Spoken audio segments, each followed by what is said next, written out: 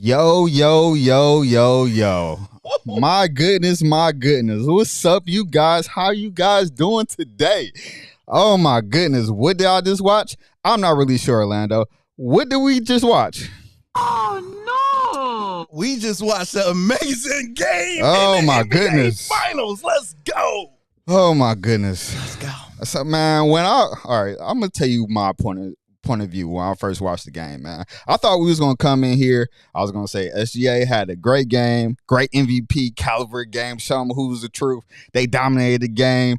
You know, the Pacers got close, but, you know, they just couldn't pull it off. That's all I thought I was going to say, you know, but yet we're here, you guys. I thought I was going to come in because I have the Pacers to win, the Pacers, OKC to win. We both got them to win in six. That means Pacers got to win 2 games, right? Yeah. I took the Pacers to cover the spread today because they upset every single team they went against prior to. So I was like, they're probably not going to upset them tonight, but they're going to scare them, keep it close, and probably lose by like 5. Man. That win?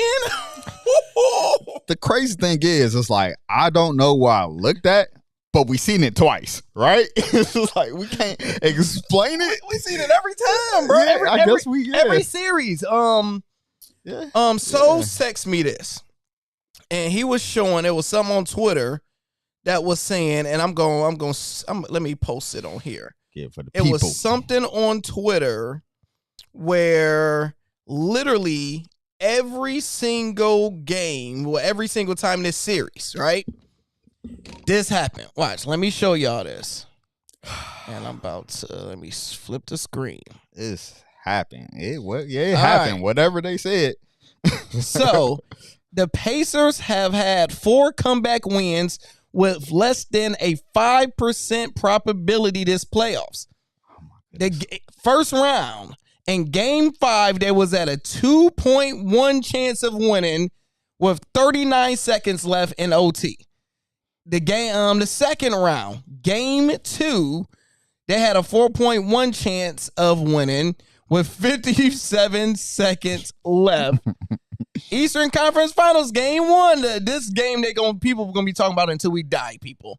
A 1.2 chance of winning with 58 seconds. That was against the Knicks. And then what we just witnessed tonight. They had a 3.6 chance of winning with 2 minutes and 42 seconds left in the first quarter. I'm going to drop a bomb for that one. Drop a bomb for them boys, dog. Amazing. Oh, okay, so one thing I can say or will say, man, I know the Knicks probably are happier or just as happy as the Pacers because they was like, now our game can get not talked about and people gonna talk about this game in the finals. You know, like, they're gonna forget about us. They're gonna talk about this one because it's basically the similar game. We don't understand why they did it. Halliburton, he wasn't special. He was good. He hit the game winner, but it wasn't like he kind of disappeared most of the game. Let's look at the numbers. Okay. Let's look at the numbers because we're going to break this game all the way down. We're going to walk it down. We're going to walk it like we talking. You got 111 to 110, Hugh. Now, on the Pacers side, you had Siakam had 19 points, 10 rebounds, a double-double. Double-double. You had Nesmith, 10 points, 12 rebounds, a double-double. You had 14 points, 10 rebounds from Halliburton, who never grabbed rebounds, a double-double. You had all starters and double-digit figures when it come down to points. Off the bench, you got 17 from Toppin. This was a absolute complete team win. When you look at that all team. Now, when you go to OKC, you had SGA drop 38 of them things. 38 special. 7 from 8 from the free throw line. 3 from 6 from the three-point line. 14 for 30. He shot 30 times. Who came to help him? You had Williams only with 17. You had Lou Dort with 15. And you had Caruso off the bench with 11. The game changer what makes absolutely no sense. And OKC is in very trouble. The Pacers had 24 turnovers, Hugh. Oh my man. And still won. How, yo? Versus 6. Like when you was watching the game, it was like, yeah, they was turning the ball over and OKC was dominating. They was dominating this game, but for some reason, you felt like they should have been up 20 plus points, but they always stayed around 12 points, 10 points. They'll drop it to 6 and then they'll run back and forth, get it back up to 12 or whatever the case might be. But it felt like with those turnovers, and they was turning to the points, like the stars on OKC was acting like stars. The defense was defensing, but they still lost. Yeah, you're right. They're in trouble, man. So, goodness. This is what I seen throughout the game. What you got? First quarter, I noticed the first 3 shots, you had the Pacers shooting threes. I was confused. I'm like, why they're not a 3-point shooting team like that? The Thunder is forcing them to do that. The way they playing defense, they like, look, we're going to back up. We're going to let you shoot those threes. They was playing too fast, and it looked like they needed to calm down, and they wouldn't do it. So once it came down to like first half, I'm like, okay, this is a good game. Pacers is trying to be in it, but OKC is being more dominant. SGA is being SGA. I'm like, okay, I don't think Pacers going to be able to cover the spread. They're going to lose by 15, 16 points. They're not going to get blown out. 100%. When you get to the fourth quarter, now third quarter, I'm texting to my group chat. I'm like, hey, Bobby, hey. He like, man, they about to get swept. I was like, hey, dog, they have played the worst game they have played all year with 20 turnovers in the first half. Man. 20 turnovers in the first half, and they was only down by like 9. I'm like, man, all they got to do is keep it close enough. And once you keep it just close enough and pull away. So towards fourth quarter, I'm like, I think they could cover the spread. Them winning, I didn't see it, Hugh. Man, because like you said, that 3 kept them in the game, really, because OKC bigs was keeping them out the paint. They wasn't getting those layups, so they had to sell for the step back or the long 2 or the 3-pointer because their big man looked way bigger. Like, they look way bigger than the Pacers team, so they couldn't get the layups. But the 3 was dropping. And what's number 2 from the Pacers, man? He just come up with a special 3 every now and then. Is it Neesmith or my fellow light-skinned brother with the braids? You know what I'm saying? Toppin. Yeah, Toppin. He don't even shoot the ball this much. He just started all of a sudden shooting the ball now. Yeah, that's that magic. I remember when we was talking about the first time, I was like, we had to have magic from some random player. But it wasn't that type of magic, but it was still there. Even though their superstars wasn't superstarring, like I said, Halliburton, he kind of disappeared a little bit, but he just came up with the clutch game-winning shot, so they're not going to really talk about that.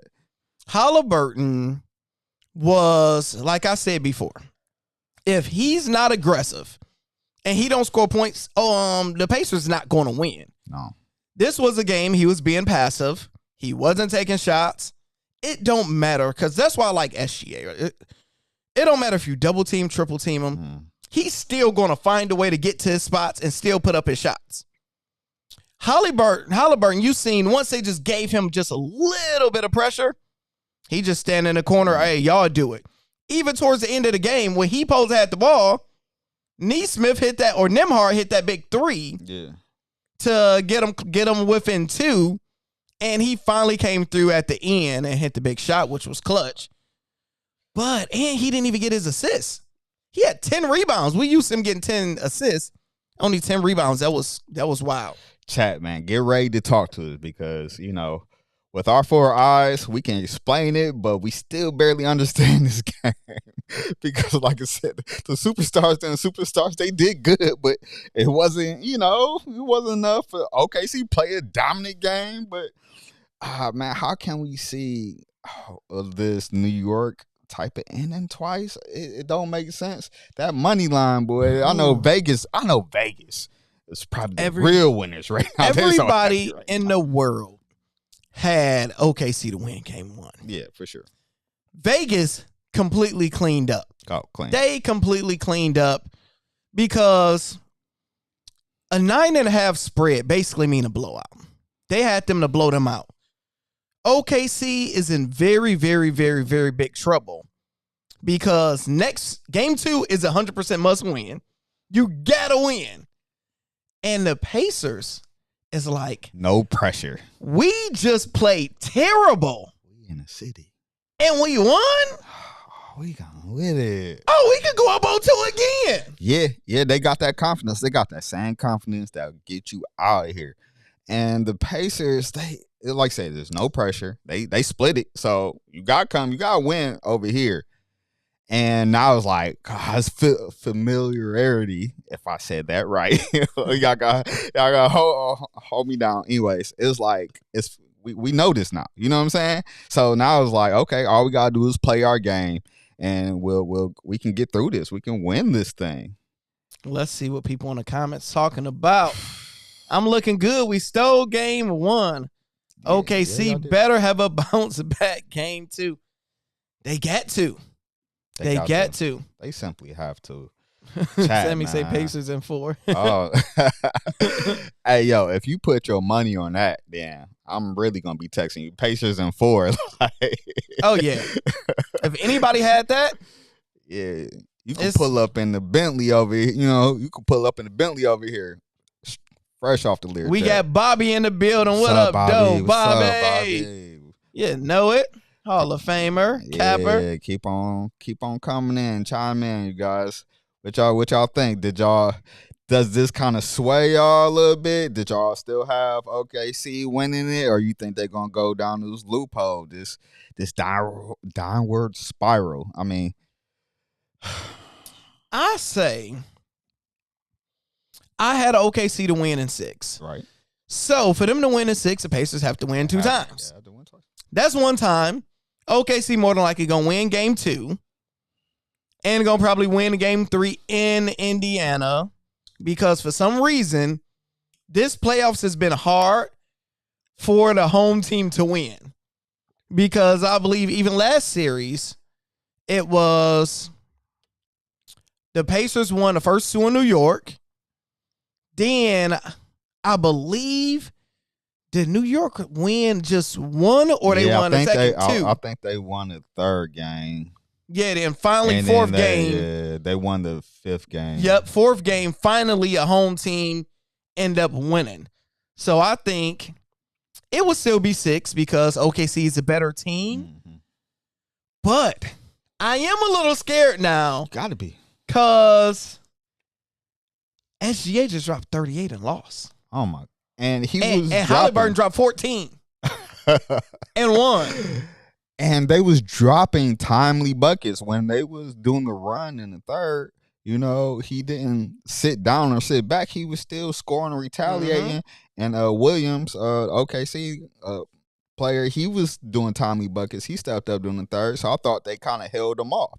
And then on the 4th, it was still back and forth game, but it just towards the end, it's just like, what the hell? So, yeah, you got to be concerned. If you OKC, you have to be concerned. That was one of the worst games. If you look at the stat line, if you would pull up that stat line and said, this is going to be it. This is what they're going to score, rebounds, everything. You would have been like, OKC is going to win. Yeah. Period. But I didn't expect the Pacers to have this many rebounds. True. For you to have 3 players to get a double-double and all getting 10 rebounds, that mean OKC was missing a lot of shots. Yeah. And I think that had a lot to do with nerves early in the game because this is 95% of the players there. First game ever, like first playoff, first championship round. Yeah. I think they said it's only 2 players on OKC that been in the finals. I know it's Caruso because he won one with the Lakers. He played amazing. His defense was amazing. His everything, bro. Yeah, steals. He was everywhere. It was like it was 2 of them out there, yo. I was going crazy in the chat Because this is what I had, y'all. Let's look at the parlay. This is what I had. I had a no sweat play. And first, I had Pacers to cover spread. They did that and won. Oh, we won something. Yep. And if you did this no sweat, go ahead, drop exclusive bomb because that boy Cash. Hey. Plus 410. The sweater was Alex Caruso. Rebounds and assists. He's the shortest guy out there. Why he kept on grabbing all the rebounds, bro? I was losing it. I'm like, every play I did was going perfectly. And this was the only one he had 8 with like 3 minutes left. I'm like, just bench him. Just bench him. And they brought him back in. I'm like, bro, got lucky with that one. So that was a real good one. I did a live Lando play. This was a live play that plus 227. Did great. I liked it. So my thing is, Hugh, Caruso, will he be able to do that again?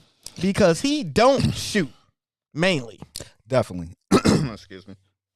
Definitely he'll be able to do that again. He's effort. He's going to give you all effort. And really everything that he was doing wasn't to his skill or to nobody called any plays for him. Like that. Nobody called any plays for him. He just gave effort. And he's going to give effort.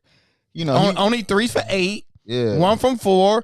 But his effort of driving to the hole, going to the free throw line a bunch of times. Defense, like helping. 6 rebounds. Help defense. 3 steals and 2 blocks, bro. Man, he was everywhere, yo. And anytime somebody was trying to do one-on-one with somebody, his hand was right there. And with, they say with OKC, you can't bring the ball down around the rim and try to bring it back up. Hands everywhere. Everywhere.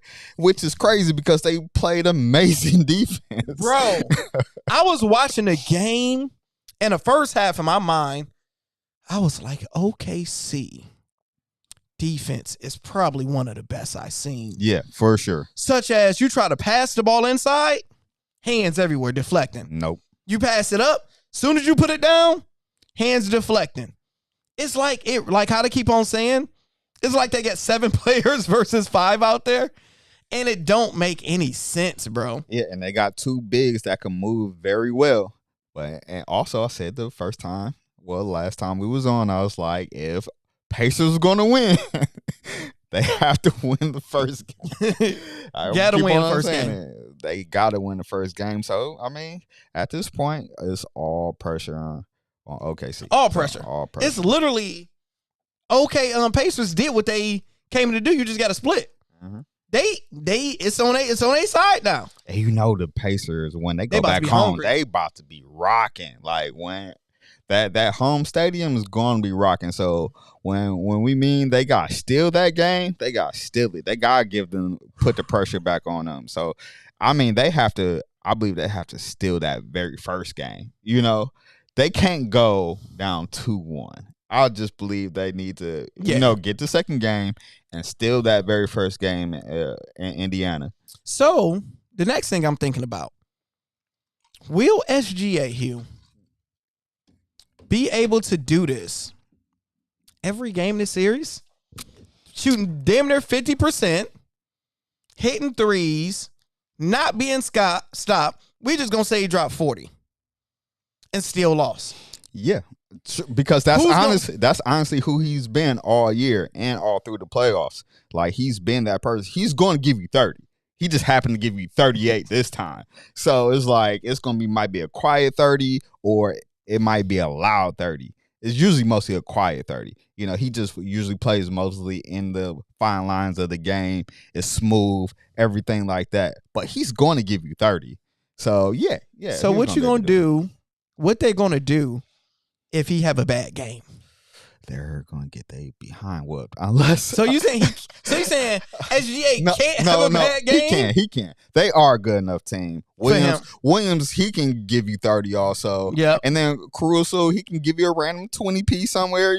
Caruso ain't giving you no 20. He don't even shoot enough. Look, I'm pro Caruso over here. There's no slander. I was anti Caruso, but he could have gave him 30. Just stop grabbing all rebounds and damn assists, bro. Jeez. Well, man, we're pro. So they're such a well-rounded team. Somebody else can step up. So somebody else can score. So if he gave you like 25, he can't give you like a 14, 15 game like Halliburton. He can't do that. But, if it's like a 20-point game, 23 or something like that, somebody else is eating off of that, then yeah, they can win off of that. But he's going to give you 30. Marcus A. Vegas money, hand over fist. They won big today. Man, them bright lights is there for a reason. We got Windy City in the building. Oh, come on. Go look at the last session, guys. I picked the Pacers. You did pick the Pacers. That's a good one. All right, yeah, okay. Y'all know Bobby said hit that like button, baby. Come on. So whenever we need 50% participation, people. Y'all know how I roll. If we got 100 people in here, we need 50 likes. We got 1,000 people in here. We need 500 likes.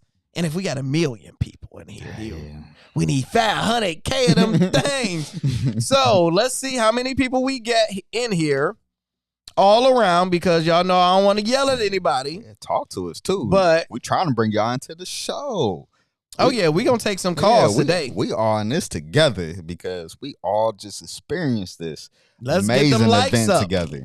All right, so we will first. Thanks for the likes. You see when you get a like. Yeah. So when we get a like, it's like it gives us like a celebration. Like, hey, it makes us feel good inside. And when we get a dislike, I gotta talk about your mama. Yeah. Gotta talk about your mama. We sending spam your way. Spam. Jalen was off and Chet. Yeah. Why they didn't have Chet in the game late? I was going to say that because Chet wasn't in the game late at all. Number 55, what's the Hartenstein. Hartenstein. I mean, he did do the best in the paint as far as defensively. Oh, he did good. And he did good on offense. And off the rebound. So I think they kept him in majority of the time for the defense because they couldn't really get layups off of him. Mm-hmm. But Chet going to give you some more points than him. So they probably needed him a little bit more down. How many points did Chet have? I think he only had like 6 points. Yeah, that ain't only enough. Played 24 minutes. It's not enough. Yeah. You at least got to have 12. Yeah. 12 to 15. He really supposed to have like 15. Yeah, like 15 a game. And that would have been the difference, right? So, I mean, I guess at this point with small margins, anything would have been the difference of the game. So we can keep on saying that. But number 55 really did a good job.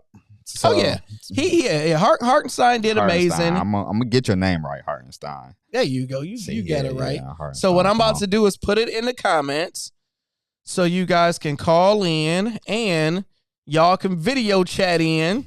Yeah, let's see your face. Yeah, go ahead. Somebody video chat. I'm gonna show you how to do it This is how we do it. Once I pin it. All right, we have this pinned to the top. So if you want to call in on FaceTime, you just do it from your phone. All you're doing is, don't do that. All you're doing is clicking this, and once you click it, it's going to say enter your name, put in your name, and all that good stuff, and we will be able to bring you on. Let me turn interview on so you guys will be able to do it. And if you want to call in, you can call in. Let's go through the call-in rules so y'all can know how we're going to do it. First thing first, what they need to do when they call in, Hugh? Name and where you are from. What's your set, cuz? Hey, what's happening? What's your set, cuz? Where your mama stay? Where your grandmama stay? Okay. Name that album. Yeah. Name that album. Come on, y'all. Name the album. Number 2, Hugh. What's your question or take?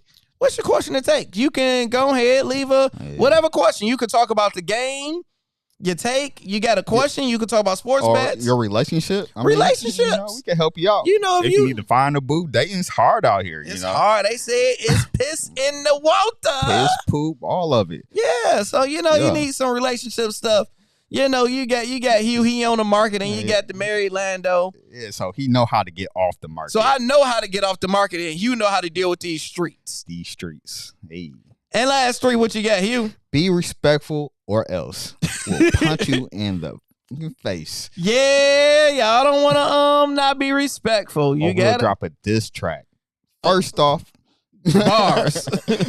And the click you claim. Straight bars, baby. Let me hook this up so you guys will be able to call in, and let me put the number right down there. And I got a few things I want to talk about today, Hugh. What's up? What you got? Well, the first thing I want to talk about, hold on, let me make sure I press the Bluetooth button. Yep, that button right there. Yep, press that. And we need you to connect. Connecting. We connected. Let's see. That sound like a dating show. What? We need you to connect. I know a lot of people connecting in Pacerland. There's a whole lot them. Yeah, man, people living life out there, baby. Yeah, I know them bars is lit. Oh, them bars is lit now. Tyrese Halliburton daddy is on $1 million right now. He's on. His daddy is drunk right now. I'm surprised he didn't get kicked out. He probably went straight from the box all the way down. Well, I think he's not going to the away games. I think he's only going. To the home forgot games. They was. I mean, he'll find a way. You said if there's a will, there's a way. There's a way. He's driving. He's driving down right now. Yeah, on his way.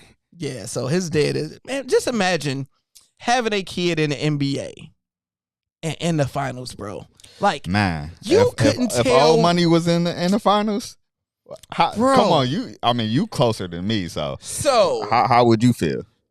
My kid in there, especially how active I am, such as putting time in. So if I helped him get there, and I'm watching him doing the moves, everything we've been working on and killing, I would be like, I would have manners, but you'll be ignorant too. Would you be ignorant too? I will be ignorant. He's gonna know, like, this your daddy. It is what it is, bro. And his uncle, because I'm ignorant. We're gonna be intoxicated. Yeah, just a little bit. I'm not gonna go on the court. I ain't doing that. He was bugging. I'm just gonna be talking smack to everybody behind me, everybody on the side of me. Oh my goodness. Taking side bets. Almost like that Virginia Tech Michigan game. Remember? Tell them the story, man. Tell them the story. So, people. So, Hugh and myself, my dad was like, all right, he made a bet with us. He was like, if Michigan make it to a bowl game, I will pay for y'all to go to a bowl game. Pay for y'all to go. Michigan made it. My dad, he's a man of his word. He like, hey, man, I'm just going to get y'all just some tickets. He ain't getting us nothing special. He's like, hey, y'all get down there. I got y'all tickets, right? So we go in New Orleans. We was lit, boy. So, all right, Hugh get there like 5 hours before me, and my flight was delayed. So let's just say I got there at 10 p.m. He got there like 5. I was drunk and hungover twice before he got there. So just put that in perspective. So Hugh is literally, he go and get plastered by himself. He go back to the room, go to sleep. I come in. He like, bro, there's much catching up to do. We got to catch up. I'm like, all right. We got to get some food first. All right, let's go get some food. So we in New Orleans. It's our first time in New Orleans. We about to try something new. We go, old girl waitress. She had the energy that we wanted, that we needed. She like, hey, y'all ain't from here. Y'all want to try something new? Like, yes, we want to try something new. What you got? She was like, well, y'all could try some gator bites. Gator. And I was like, I never tried gator bites. Hugh, have you tried gator bites? I never tried it. So we get gator bites. Hugh's sitting across from me. I'm sitting right here. I'm looking at Hugh. Hugh looking at me. I taste the gator bite. It tastes like a tangy chicken, a little bit more chewier. Really good, though. But it was good. So I'm like, this ain't bad. So my third one, I'm thinking in my head, I was like, shit, Lando, are you allergic to this? And Hugh looked at me and was like, bro. Now, remember, I said this in my mind. I'm like, shit, Lando, you allergic to this? He was like, bro, I think you're allergic to this. I was like, what? He was like, your lip. He turned into Professor Clump you know, he turned to Professor Clump, like right in front of my eyes. Like his lips and everything just started getting big. And I was hot. I was angry, boy. And Hugh gonna look at me and say, bro, you're not gonna do this to me. Man, you just getting here. You ain't getting sick to strip. Well, I'm like, I'm trying not to die. And he's mad. I was hot, yo. I was hot. That he had to wait 5 hours. So the waitress come like, you okay? I'm like, no, I need some Benadryl. Do you have Benadryl? She was like, no. I'll be back. So I get up. I grab a water. She grabbed me a water. I go run down Bourbon Street or the street. What's Canal? So I go run down Canal Street. I'm looking for any place that's the good thing is I only ran 2 blocks and I found the convenience store. Need Benadryl. Get Benadryl. I pop it. So mind you guys, I'm allergic to fish. He's allergic to everything. Everything. I hate him for it. I'm allergic to everything.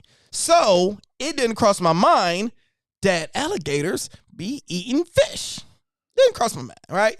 So everybody know, all my friends know, if I'm having me an allergic situation, I'm gonna if I pop me Benadryl, there's a 98% chance I get 30 minutes and it's a timer going off.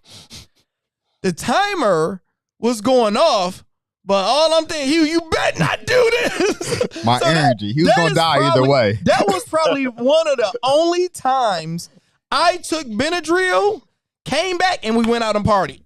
Like, literally, bro. Oh, yeah. I was on one. I ain't going to hold you. So, the next day, we got the game. We want to go to the game. And these 2 boys was outside of the stadium, Mercedes-Benz Stadium. Drunk as hell. Hey, bro, y'all want these tickets? And they're good seats. We looked at them. It was amazing seats. We like, how much? He probably like, man, a few dollars each. I think it was like maybe $15 each, maybe 20. No, I'm about to tell you. He was like, he said something like, whatever it is. We was like, hey, man, we already got tickets. We'll give you like $10 for them each. He like, didn't argue. So we got these seats for $20 total. Good, right? Hell. We go into the stadium. I don't know if we decided if we was gonna go to our seats first. We did go to our seats first. So we just to see what was out because Pump bought us for us, so we had to pay homage first. Yes. So my dad got to see seats. We like, all right, we gotta go and check out these seats. We go and we going higher. We going higher. We in the nosebleeds, bro. Yeah, man. So we like, hey, all right, we in this thing. Let's go check out the other seats. As we walking through the stadium, arena, whatever you want to call it. Now, mind you, our side, we're on Michigan side. We got maize and blues, everywhere. Michigan everywhere. And as we walk in, you start seeing it was Virginia Tech colors. Yeah, it was like burgundy and orange. Yeah. Virginia Tech. We like, what's those Virginia Tech fans? So we like, oh my gosh. So everybody looking at us, right? So we here now. Hey, he started to take off his Michigan stuff, yo. I'm snitching. He started taking off. I was like, bro. I was like, no. I was trying to be up. Yeah, you trying to be up. I was like, nah. We here now. Like, no, we're He's here now. He's the one that liked the trouble, bro. Oh, yeah, with the smoke. Hey, man, I just came here to dance. That's it, bro. Name that movie. So, name that movie. You get an exclusive bomb if you name that movie. So, we get to the seats. The seats are all the way down, bro. Amazing. It's literally not in the middle of, we was like on a 20. Yeah, it was 20, 25 we was like on a 20, line. and let's say 12 rows up from the bottom. Amazing seats. Amazing. So we walk down, excuse me, they boo! Boo! What y'all doing over here? You took a good job. So, yeah. Oh my God. They took my jobs. Yeah, all the way. So we get down there. The chick, and I don't know if her kid or whatever it is behind us, was a whole vibe. Yeah. They literally. Shout out to her. We having a good time because it was a great game, competitive game. They're talking smack. We love to talk smack too. We was talking more smack with the moms than anybody else. The moms, it was two moms. They was gangbanging on us, y'all. The moms was on yapping. us. Anytime they looked at us, they was like, here. Like they was like, here, go in on us. And we was taking it. We was taking it. And it go halftime. So I think it was halftime. We leave, go get some food, and we're like, all right, it's either we're going to, or it's getting close to the end of the game. We're like, okay, see if we're going to go on Michigan's side and we're going to finish with our family and coach them to win this game, or here we going back to the den, bro. And y'all know what we did. We went back to the thick of it to finish the game out. And what happened, Hugh? Oh, man, we ended up winning, and we made sure we won knew. At the, I think we won by a 2-point conversion or something. But we made sure they knew. But it was all in good fun. You know, at first, because they was up. We had to come back to win. So they on us. They let us have it, everything like that. And once we won, me and Lando went nuts on everybody. Well, I mean, we went Kendrick Lamar. We over here. Like, we went hard on everybody. But, you know, they just laughed it off and kind of kept it moving. And on our way out, it was this guy. I guess he seen our vibe, and he seen just the two little Amazing Blues. And he comes down to our row, and he sits at the end. I mean, he stood up at the end. Yeah, he stood up at the end. So I'm trying to get through. I was going through first. And he tried to stop me, kind of like get in my way, but I wasn't really like paying attention like that. Lando was paying attention more than me, as far as disrespect or whatever. So I got through, but it shouldn't have been that hard. And I thought in the back of my mind. No, so what happened was you went hip to it and you went through, and then it was me, he stepped down more and wasn't letting us go through. And then you got hip to it, and the two ladies we was debating with, they went off on him. Yeah, they went off on him. They went off on him. And Lando went off on him too, dog. I was like, dog. I was ready to beat his ass. I was ready to beat it because we just won. I'm hyped up. And I got Hugh. Yeah, dog. It was like, man, we was messing around, go Illinois. Oh, he was about to get his ass beat, bro. He was going to get his ass beat. But more of the story, we was ignorant, and our kids was not in the game. So we can only imagine. We just going to sit on our side. Yeah. We going to sit on our... Do anybody have any good fun stories?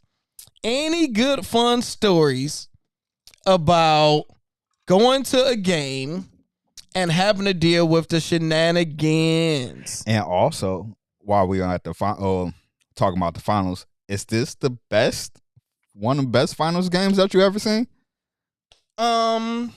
We've seen a bunch of great final games, but since it's like right now, recency bias. Yeah, recency bias. 100% this is, because I already said this is going to be an amazing series. Because we can't really remember I mean, the LeBrons and stuff like that, moments. Whenever they came back 3-1 type stuff. Yeah, that type. That's when it got good. And you love overtimes or buzzer beater wins. Facts. They just game one, we basically got a buzzer beater win. And it was by the underdog. So you heard it here first. This was the greatest game one finals game of all time. You heard it here first. Heard it here first. Pacers definitely faced a tougher challenge this playoffs. Yeah, because OKC swept was it Memphis? Memphis in the first series? I think they played Memphis and swept them. Then they had to play the Thunder, and they went to game 7 with the Thunder. And you know that they are the Thunder. But what you mean? You said they had to play the Thunder. They are the Thunder. They had to play the Nuggets. There we go. The Nuggets, and it went to game 7. And you had Joker, you had Russ. It was good. So they played the greatest player in the game. Yeah, and it took the game Joker. 7. And then they had to play Minnesota and completely destroy Ant. We look at Ant differently now. Destroyed him. And you get to the Pacers where nobody expected them to win. Nobody gave them a shot. The Pacers just like, yo, we've been dealing with this all playoffs all year. Watch us work. Because now I want to see the odds. Let me know in the comments, y'all, the odds of game 2. Me knowing sports betting, knowing wherever it is, if it was 9.5 today, is going to be 7.5 for OKC to win game 2. I'm saying it's 7.5. Let me know what the spread is. Yeah. We got D Will in the building. What's up, guys? What's going on? Chat and Hollyberg Doug did it me again. Had Chat for 10 points. Oh, no. Had for 6. Halliburton for 16. 1,200. Oh, no. Down the drain. Oh, no. Jeez, like 10 points, dog. How you can't get 10? Yeah. And how you can't get 16 if you're the star of the team, bro? And especially like when you're taller than everybody, like lobs or putbacks, you at least supposed to get 8 off of that. It don't make sense to me. Like, Chat should be a 24, 16, and 4 blocks a game. Like, if he's a full-time starter, nobody should better stop you from getting 24 points. Yeah. Nobody's stopping you from getting 16 rebounds. 8 rebounds a half. You're taller than everybody. Get your little skinny ass in there. Get away from trying to shoot all these threes and go grab these rebounds, bro. Right, so question, do you think it's the Steph Curry effect? 1,000%. Like, it's hard to play with that superstar than we might think. You know what I'm saying? Well, the Steph Curry effect is everybody want to shoot threes.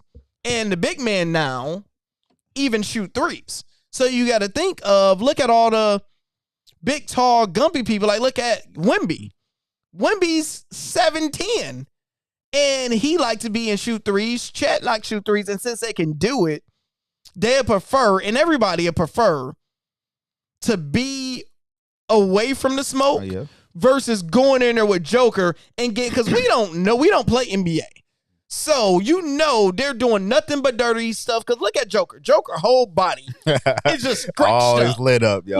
Always lit up. Like a Christmas tree. Could you imagine how Shaq would look if he wasn't as dark as he was back then? Because it was hacking him every time. Oh, for sure. But I was saying, like, I see what you're saying because that's also a Curry effect. But there's players that come out and say that it's actually harder to play with Curry because the offense is so much designed to him, and you have to play so he can get his. You know what I'm saying? No. If it's not hard if you get Draymond there, because Draymond, he's a genius, and his NBA IQ of his relationship with Steph, he knows exactly where Steph is going to be at all times. He's playing so Steph can get his.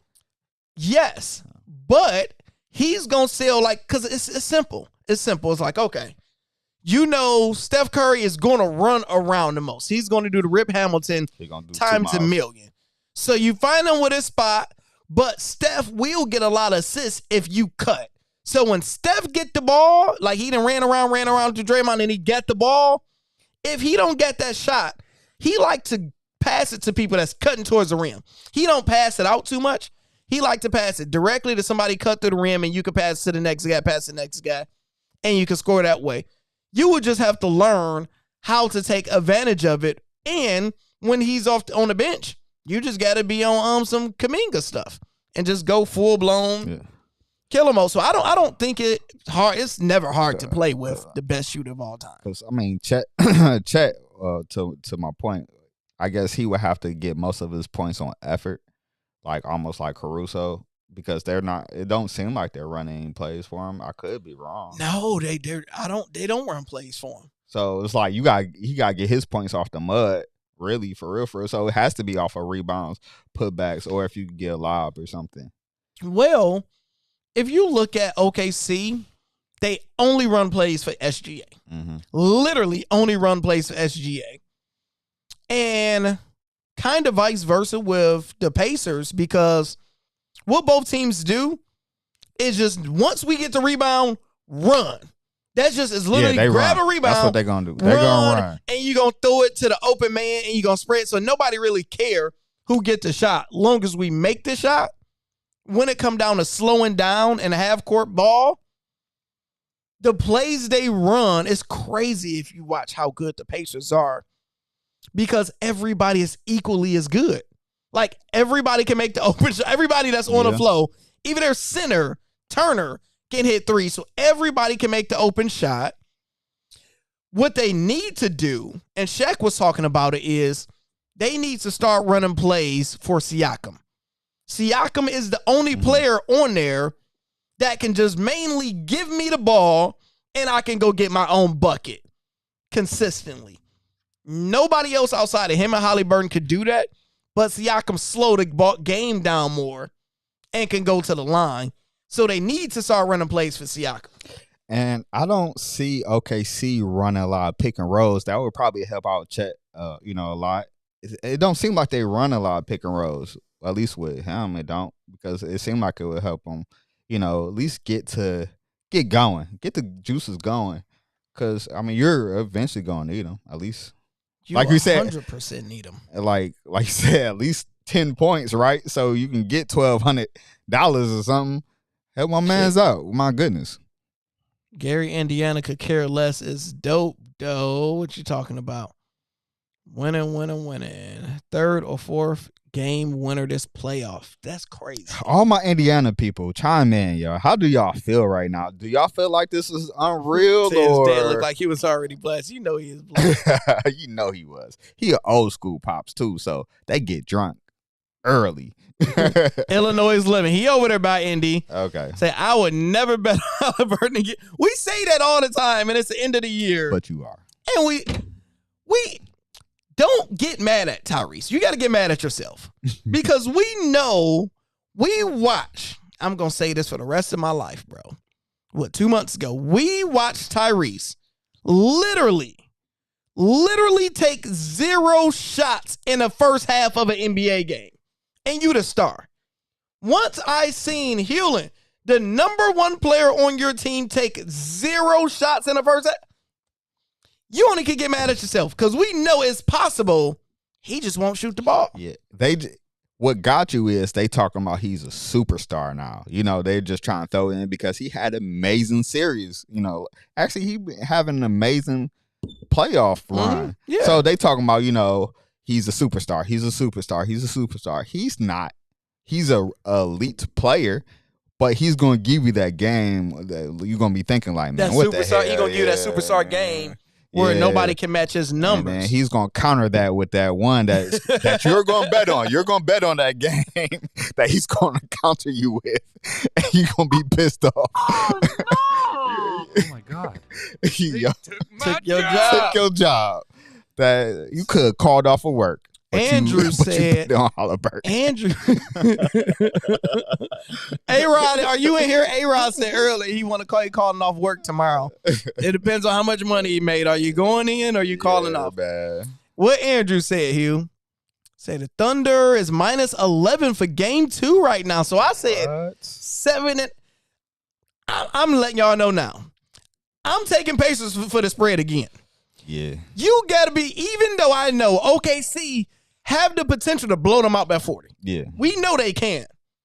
They got too much. It's better money. It's just a better money to take the spread. Yeah, it's just a better bet. Because, yeah, we know OKC should win. They should try to bounce back.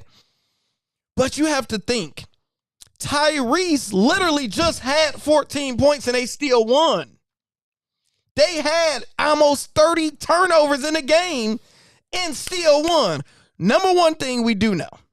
We know they're not, for the rest of this playoff series, they won't have 30 turnovers. That's the most they had all year. They played 82 games. They won't do that again. Tyrese, he shouldn't have 14 points again. Usually, he have a bum game, then he go crazy. But maybe he's going to more than likely be more aggressive next game, right? Caruso. Will Caruso have 3 blocks, 3 steals, all those points? I'm saying no. I'm saying yes. I'm saying Caruso ain't about to do that. Caruso, we trust over here. I'm saying you about to put the bank on Caruso. You gonna put a whole dollar on Caruso to get a yeah, you know I am. He gonna go crazy. Boost up maybe 50 cents. You gonna boost it up, you? Yeah. You know, I'm a 25-cent better for those who don't know. Lando, he's the big bet guy. He's gonna do the 100s, the 10s, the 5s. Me, I'm doing the 25 cents to 50 cents. But if I really believe in you, you're gonna get $1. You're gonna get that whole dollar. Get that $1 now. We got the East Side in the building. What up, Yo, Doe? what's up? What's happening? East Side. Where you at? What part of the East, man? East Side been a low vibe. East Side been I've been seeing on like TikTok or Instagram that they've been having like some new spots, like some On dope. East Side? Yes, I mean, like I think was you the one that showed me it was like a tiki bar or something that was on the East Side. It was a random like. nah. Yeah, it's a nice little spot. So East Side. I mean, you know, they eventually gonna take it over. They eventually gonna take it over. plus 750 to win the finals. They was playing New York. Now it's plus 265. So Vegas still have OKC heavily to win, How could they not? but that mean opportunity, people. Yeah. Basketball is a team sport. Unless everyone can play together, you can't play as a individual. You're not wrong, but I feel like nobody really had that bad of a game. Like, it was a whole bunch of okay games, but nothing like that you would throw the book at somebody, throw the rock at somebody, you know? Yeah, it's just they just played a better team basketball. Yeah. They just played better team basketball. And their way end up, I guess that running all game just eventually gets to you in the fourth quarter and then give you the opportunity to win. I guess that's what happens. D, I'm about to get you to call in. Are you at work? If you're not at work, I'm about to text you this link where you'll be able to FaceTime in. Because I want to hear your thoughts on this game. I'm about to text this to you. Call in so we can test it out. So you going to be our test dummy. Put some clothes on. Get out the bed, dog. He could be a superstar. He just have to go to the next level. The Finals MVP is better than the Eastern Conference Finals MVP. Yes, but as of right now, Tyrese Halliburton is probably if the series ended right now, who will win the Finals MVP? SG. No. Oh, you talking about just off of this game right now? here? It's over with. Yeah, it's Pacers won 1-0. You ain't gonna give it to Tyrese? No. I don't know who would you give it to, yo. I don't know who would you give it to, yo. That's a great question. Nobody really had that really good of a game on Pacers. I don't know. You had three players to. that got a double-double, and Siakam had the most points with it. Okay. So you gonna give it to Siakam again? And the crazy thing is, it didn't seem like he had that good of a game. Not at all. It was a okay game, but it wasn't like a superstar game. It wasn't nothing that stuck out to you. Nothing that we're gonna talk about. Nesmith 10 and 12, and he plus 13. You got Obi Toppin, man. They get that shit to Obi Toppin. Obi Toppin for the win. Yo, if somebody had that money on Obi Toppin to get the Finals MVP, that would be crazy. Man, $100 to make you a millionaire. Man, Bitcoin money for real, yo. Yeah, but Obi Toppin. Obi Toppin MVP, baby. Hey, man, that should be a shirt. For all y'all Pacers. D, stop fans. flirting and call in. Nah, he in there in the chat flirting. Obi Toppin for the win. Think of that, Hugh.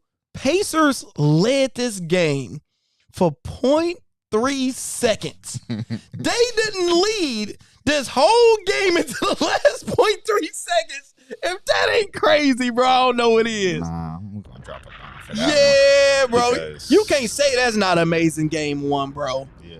The greatest of all time. You heard it here first. You heard it here first. Oh, my gosh. Well, before he calls, so let's switch the vibes up a little bit, Hugh. What we got, man? We gonna switch the vibes up just a little bit. And we got Mr. Prime Time. Oh, no, I had it on here. Let me pull it back up. So, sound like we want to talk a little bit of football. Yeah, we're going to talk some football. All right, keep talking to the people, Hugh. What's up, people? Why are we up in here? Before we get to the good old foosball game, and we out here in these streets, man, it's been some wild things people been sending to. Got the caller in.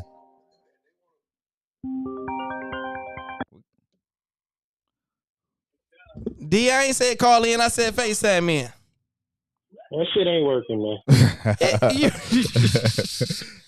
You don't know what you. Nigga, I can follow directions, so nigga, that shit ain't working. What Over did here it? loading up some bullshit. What did it say I'm like, then? man, I'm gonna tell you exactly what it said, man. I forgot you just got an Android, so your shit just works slower than regular people phones. Yeah. Oh, here we go again. Anti-Android over here. He always been on some Android shit. Huey, what's up? You know I do believe half that shit that they be saying about you now. Oh yeah. Don't listen to him, man. Don't listen to him. You know what I mean? Listen, the person who told me, man, they gave me $7.28. Hey. Hey, you right, man. You know, hey. What you got on this game, D? Yeah. Talk to us about this game. What do you think about this game one, man? Hold on. First thing first, from the last time I called in, did I not tell you I do Pacers in 6? Yeah, we all agreed on Pacers in 6. Yeah. I guess. But you ain't called them to win game 1. You ain't. I don't know how it's gonna go, but I knew they was gonna steal one of these games. That's fair. So what's your thoughts of the game, though? Great fucking game. As a hoop fan, great fucking game. It went from trash to hold up, wait a minute. They making a little comeback. Hold up. Let's see if OKC won't fold. OKC looking like OKC from last year. I was like, and there you have it. At the last second, Mr. Halliburton, Mr. Halley Cole Burton came through. If you had to pinpoint where it turned, like where would you pinpoint at? If it was a player or a play or something, like what happened in your eyes? It was simple. Once Halley got off the ball because they was pressing and trapping him, and let Nimhard run the plays, because Nimhard is one, he's aggressive, so he's a scoring guard, right? Mm-hmm. That shit fucked their head up. They didn't know what the hell to do. And two, you got to remember, Nimhard is used to everything that's going on with SGA. That's his Canadian teammate. Oh, it's Canadian brethren, so it's country on country. Him, Dort, Nimhard, the cat from Denver, the point guard. Give me, what's his name? Lando, help me out. The one that played with Joker. You talking about Murray? They all Canadian. Yeah. Oh wow, Canadian in the building, yo. What's up? They all RJ Barrett, that whole fucking thing. Like, it's a slew of Canadian players. That's why when you know people kept saying, "Yo, why are you picking the Pacers?" One, Pacers are tested. Okay. Off rip. Every fucking series they've been tested. Every series they've been the underdog, right? That's they fair. are comfortable in this role that they are in right now. And you know what? They know they playing with house money. That's fair too. Two, Carlisle has been in this position before when he beat the Miami Heat with the Big Three the first year. Amazing coach, man.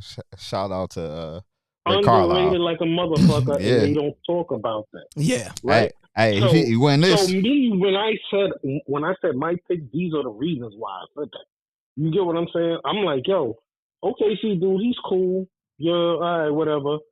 But this ain't the G League. Yep, I can add you on to the call. Call in. I add you in, Ro. While Deion, come on, call in. He might Copy. get. Yep. You want me to hang up? No. He said add him on to the call. He must got some bars from you, son. He must got some work for you, son. He said add him to the call. Go ahead, call in. So I mean, they're going to pay attention. Hold on. He coming on to It say now D is doing the FaceTime. Hold on. Let me see if he. We gotta get. That's what you was talking about. Yes. Hold on.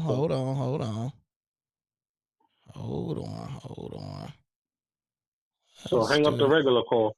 Yep, hang up. Oh, there you go. Hold on. Let's get. So probably need to do one. Hold on. We gotta add right here. And we gonna add you over there. There you go, dog. We got D. There you go. We got you live. Can you hear us? Appreciate it. Yes, sir. There you go. We can hear you. Yes, sir. I can hear you now. Can you hear him in your microphone here? Yep, I hear you. Plus, yeah, I can hear you. All right, good stuff. So yeah, my mom, we'll get you to call in next after D call in. So my honest question now: are you worried? Are you worried if you're somebody that got money on OKC? Are you worried for them?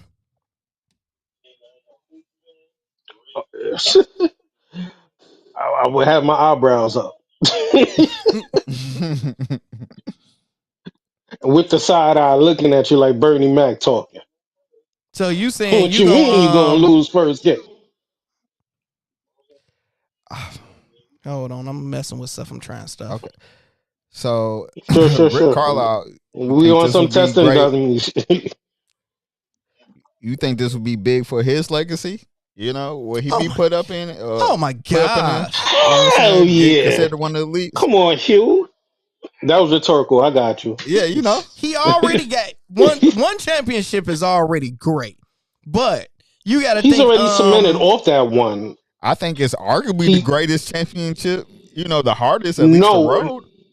The road to get to that championship was hardest. Talking about when they won in Dallas. Yeah, when with him and Dirk, all them teams that he had to go through. That team wasn't talented enough to win no championship and beat the big three, the Heatles.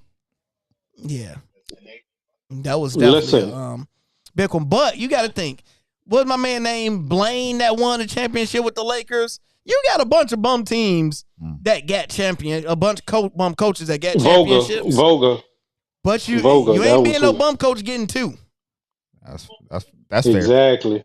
Yeah, that mean it ain't luck. That mean it's something what you're doing because you give me LeBron for 5 years. It's like you're gonna get one. You're guaranteed going to the finals in his prime every year. So if I'm just closing my eyes and just getting Omar to write something, we gonna win one of these championships. Just stay on the paper, son. That's all you need to do. Just stay on the paper. So D, this was the greatest first game of all time. The greatest? Yep. I gotta think about that. I can't just hit you with that, you know. But definitely it was way better than 80% of this fucking playoffs. Yeah. Was that magic hook shot was that the first game of the finals, or was that his first game period? I don't remember. I think that was his first. I think that was his first finals game. Yeah, I think so. I think so. I forgot. It's either it was first game period or it was the first finals game when he hit the. No, it was either that or I think it was. No, it wasn't the first game. It was the elimination game. That's what made it so iconic. Okay. Because Kareem went down, and then the story was when Magic was giving the story, he said, "Yo, he was sit in Kareem's seat on the plane, and then when everybody was coming on the plane, when everybody was coming on the plane, he kept saying, 'No fear, look at me.' Yeah, he was on his like, 'No fear, Magic's here, we gonna win in 6.' And then that's when he went out and caught that triple dub, that monster triple dub. Okay. I like it. So last question. Who do you have winning game 2? OKC blowout. Okay. So you saying OKC gonna cover the spread? OKC blowout. I'm actually gonna take like 3 points over and ladder stack them. I could see it blowout, but I'm going straight for Pacers cover that spread. Yeah, so if it's like at 11, I'm gonna put OKC for 12 all the way up to 15, and fucking hedge and make my bread that way. And then I'm gonna just what you gotta do, man. You know how to 12, 13, 14. Well, yeah, you know 12, you gotta 13, do it 14. first. You got to do it at plus 100. Plus 100 will probably be OKC to win by minus 12 and a half. Then plus 200 will be OKC to win by 15 and a half. Plus 300, do it all the way up to 40 points. because we know they can beat them by 40 points possibly. So you break it up 100, 200, 300, all the way up to 40 points. But you're going to probably lose your money because Pacers is going to cover the spread. But that's the other thing, though. And then whatever the amount that you betted on that, like if you did them by 10 balls, like you could just go straight 100 on the Pacers and it'll even out. Either way, You say you leaving here with something? Leaving here with something. That's I'm all leaving that here with matters. something. You know what I mean? Yeah, just Bank whatever you robbery put, doesn't just happen put in the without two chat. people, man. I'm gonna tell you. Bank robbery doesn't happen without two people, D. Come on. You know it. Well, we appreciate you calling in, my dog. Mm-hmm. All right, so All right, man, y'all. good Y'all talking to be you. safe. Thanks for chiming in, brother. All right, talk to you in a little bit, dog. Yeah, be good. Yeah. Ladies and gents, we had D called and kicked it with us. So I do have this pulled up now. Okay, let's go back to it, Hugh.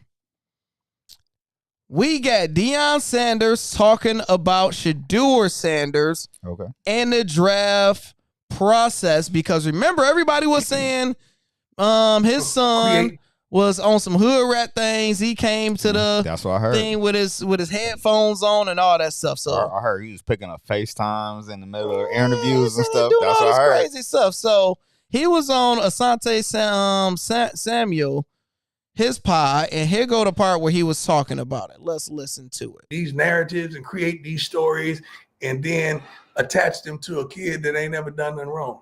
Yeah. How does that make you feel when you see your colleagues or your peers going in on you, man? Like, how does that make you feel? No idea, man. You have no idea. Like, because I don't think people be understanding, like I got kids too. These are our kids. These are our kids. Blood, We're man. coaches, but these are kids. This is our blood. And stop lying. Like, you got to understand, my kids are built for everything. We had 2 TV shows, and then we had shows in high school with playing football junior and senior year. So we've always been in front of the camera, so they know how to navigate. They know how to handle themselves. Yeah. And you're not going to catch them in no foolery and no mess. You're not going to do that whatsoever. So when you sit up there and say something like, he went in a meeting unprepared, like, dude, Shedeur Sanders, who's had 6 different coordinators, who has still functioned and went up, leveled up every time we brought somebody new in, and you're gonna tell me every situation. You're gonna tell me he had on headphones. Shedeur, anybody know my son, understand he's a professional. Like, he's gonna go into a meeting with headphones on. Like, y'all come on. You know what that tells me, Coach? That tells me somebody was looking for something before they even came there. I was already looking for something. Yeah, looking for an issue, pre-planned. You know what I mean? But hey, bygones, bygones. Hey, man, we know you a dog. Your kid's a dog, and dogs gonna. Hugh. Yes. First question is, do you believe Shedeur Sanders? Because his draft stock went down because he was on some hood rat things. Do you believe any of that? I do believe he was on something. Okay, hear me out, you guys. I know it's an unpopular opinion. I know it's an unpopular opinion, right? Because his talent compared to where he was drafted at doesn't make sense. I don't care how popular or his pops is or XYZ. I do believe there has been some mishaps that turned them off. You know, I understand what Deion's saying, and he's his father. You know what I'm saying? So we expect him to say this. You know, he's not going to say too much different or whatever the case might be. So what he's saying, you know, you can take it with a grain of salt. I'm not saying that he wouldn't tell the truth if he went the other way, but, you know, his feelings is going to be his feelings. But Shedeur Sanders was a top 3 QB. You know, he was a top 3 QB talent-wise. So you're telling me that talent and how much he can bring as far as eyes to your franchise, you don't want him because he didn't do anything? Like, I think the ignorance is like, he didn't do nothing wrong? I 1,000% disagree. They are 1,000% lying on him. We have seen Shedeur on TV shows since he was damn near born. Yeah. All the way to now, from HBCU, with all the distractions at the HBCUs. That's a lot. to Colorado, and we have never, not one time, seen him be off his square. We ain't never seen him be on no crazy stuff. We ain't never seen him be on no disrespectful stuff. He a young kid, like to be flashy about stuff.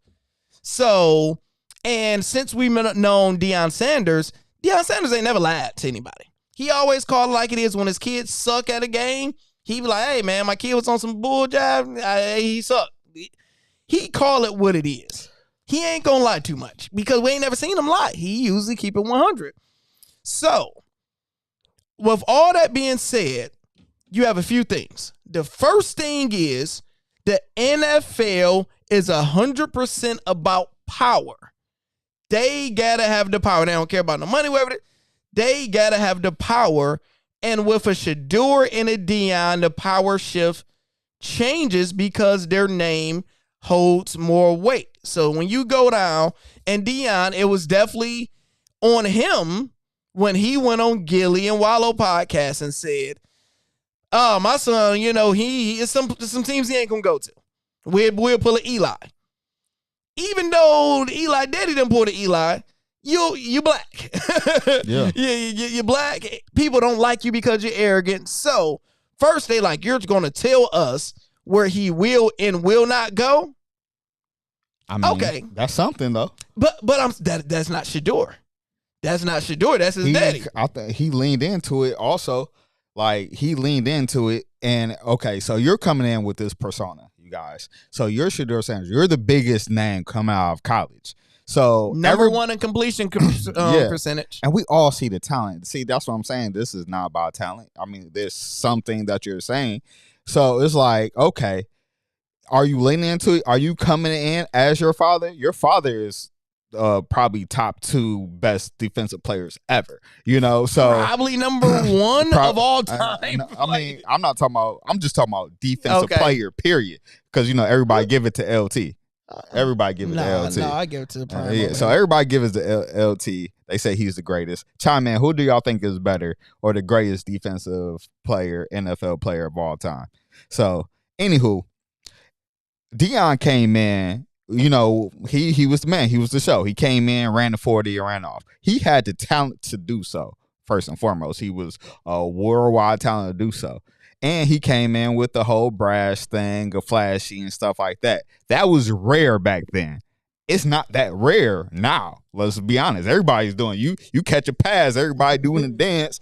Everybody crip walking this thing. You know, in this thing. Everybody's doing something. So you turn a deaf ear to that a little bit. So Shedeur Sanders also coming in with money in the name. So there could be possibilities that he's not coming in. He's not coming in humble.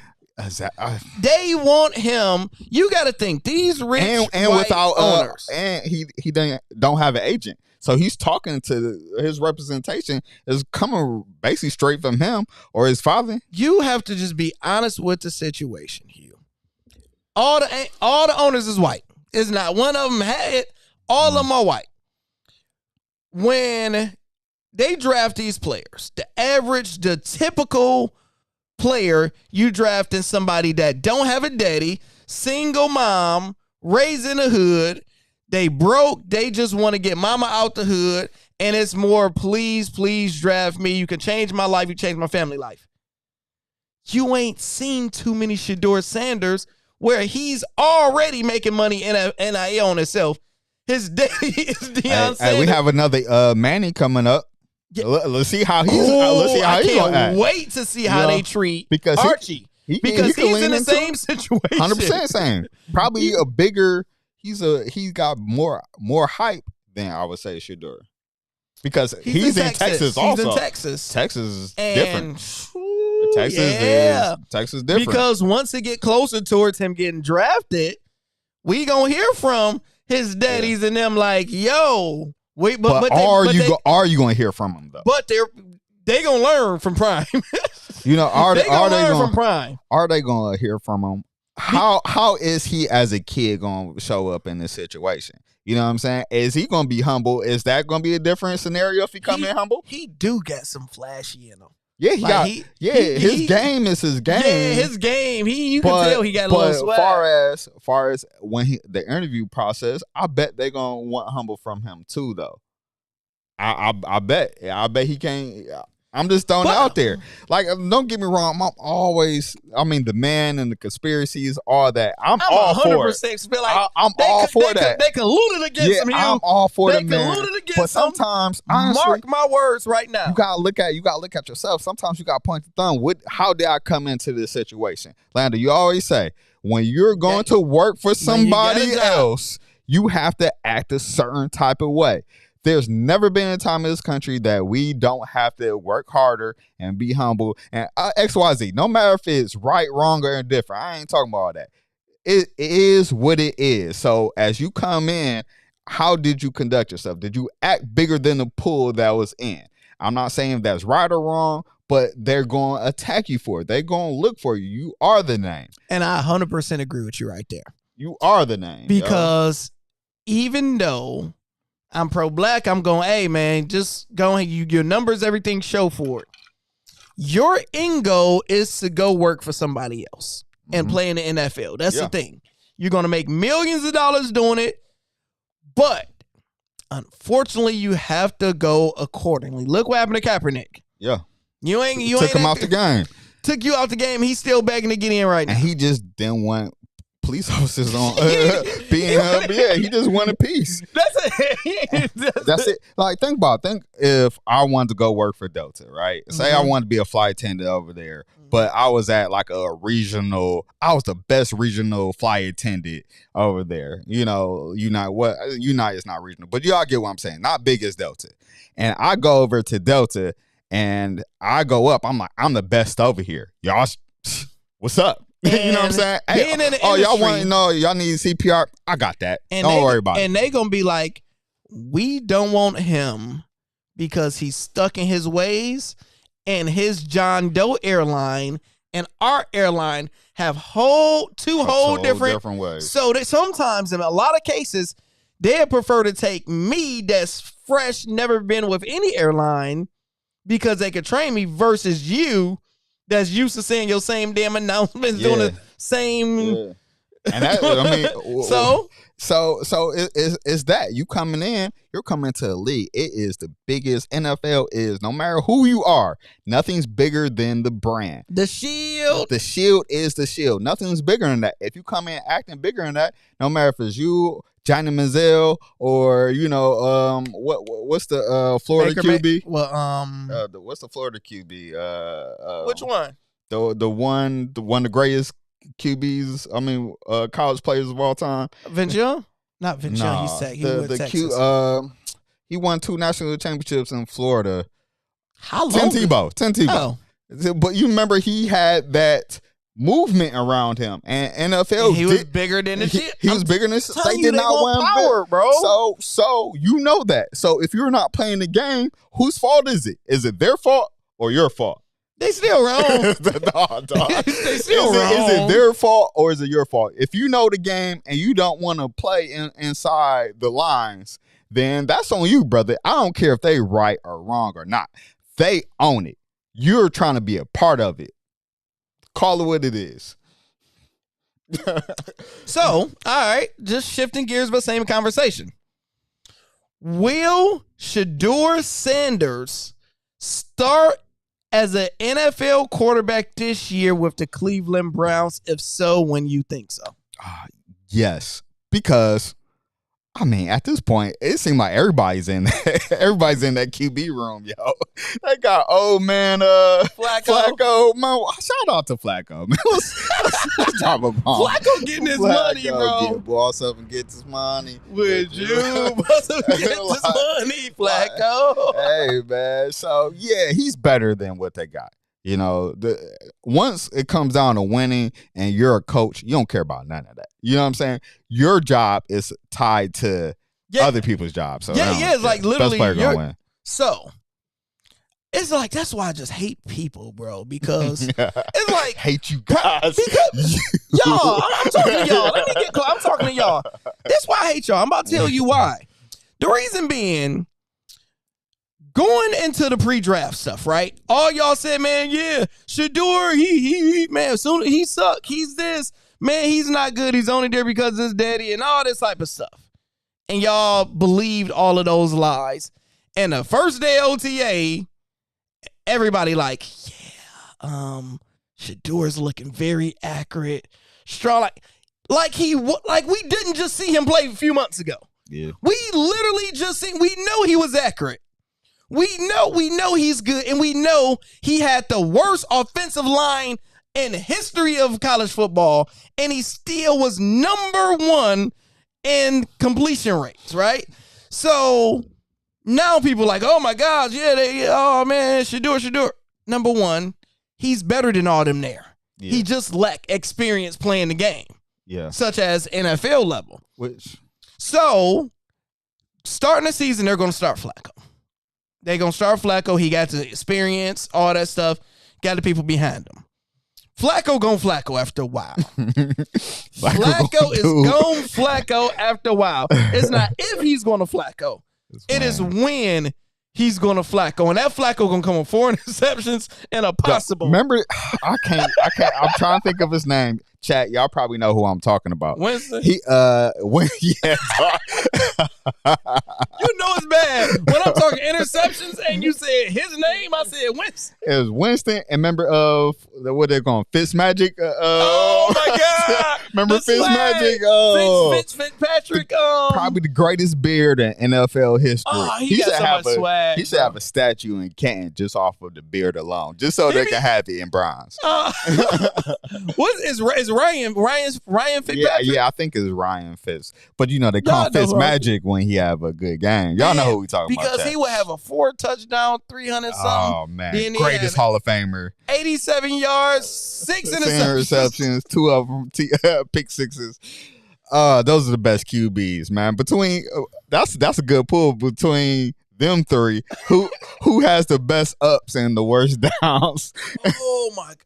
I'm going, oh dang, so you saying, oh, that's a great one. Their greatest game is their greatest game, but their lowest game is their lowest game. Let's have this conversation, chat. Out of these 3, we saying Ryan Fitz, we saying Joe Flacco, and Jameson Winston.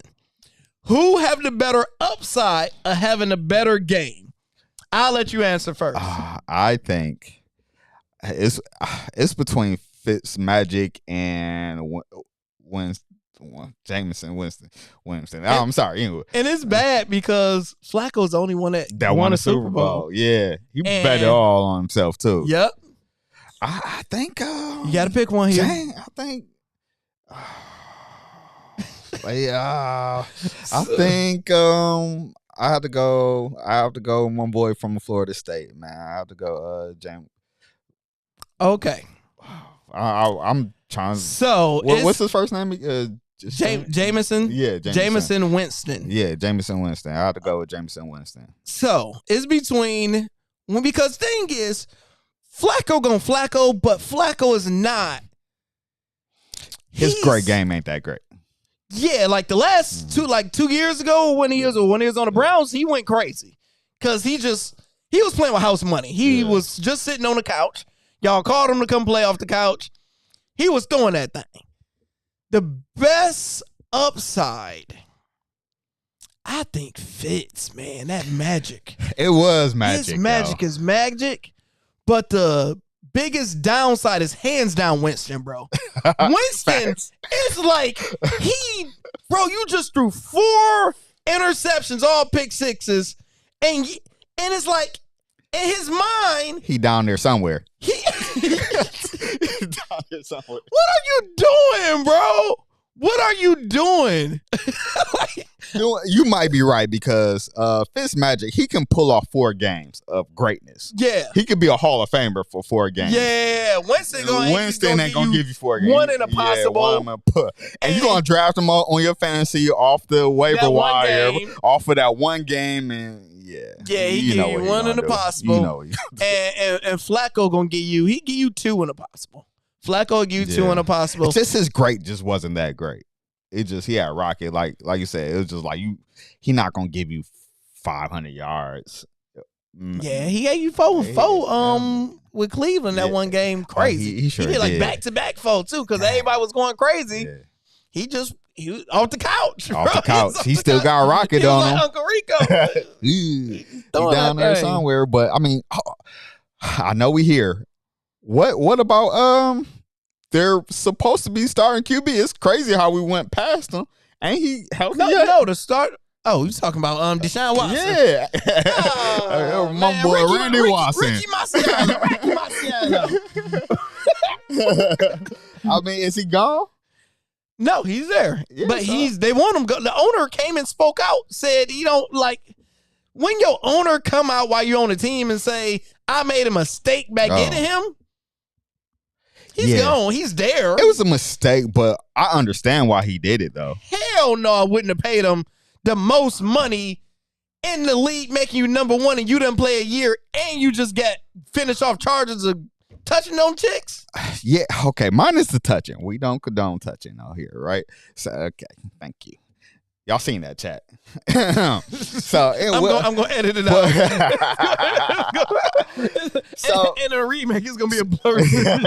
So he was like a CJ Stroud, really. If you really think about it, almost the same similar. He was young, upcoming, one of the best QBs in the league. He was top 5 at the time. He was cold. And it was absolutely 0% chance that he was going to go Cleveland. He was going to go to Atlanta. Everybody knew he was going to go to Atlanta. He from, it's just no comp. No disrespect to Cleveland. It's just no comp. You know what I'm saying? So we knew he was going to go there. So the owner's the owner. He got rich for a reason. He like, I'm going to make sure he don't leave this room. And he did his job. And if it would panned out, everybody would love him for it. We did not see him crashing out like this. Nobody so seen. I can't fault him for it. Even with 1 year off. Yeah. And think about it, people guarantee money is getting towards it right now. So it's like it's not too far off from the market right now. He just did it. Oh yeah, he was the first because remember he made him the highest paid. Yeah, so it's like the market is getting to him. But I can't be mad at him taking a shot, especially how bad Cleveland QBs has been over all our lives. And now we here back to what we're saying. Shedeur Sanders. Oh yeah, Shedeur. That was a rabbit hole. Y'all see how we would start a conversation and we'd go all the way here, but we gonna end up back. We came back home. Yeah.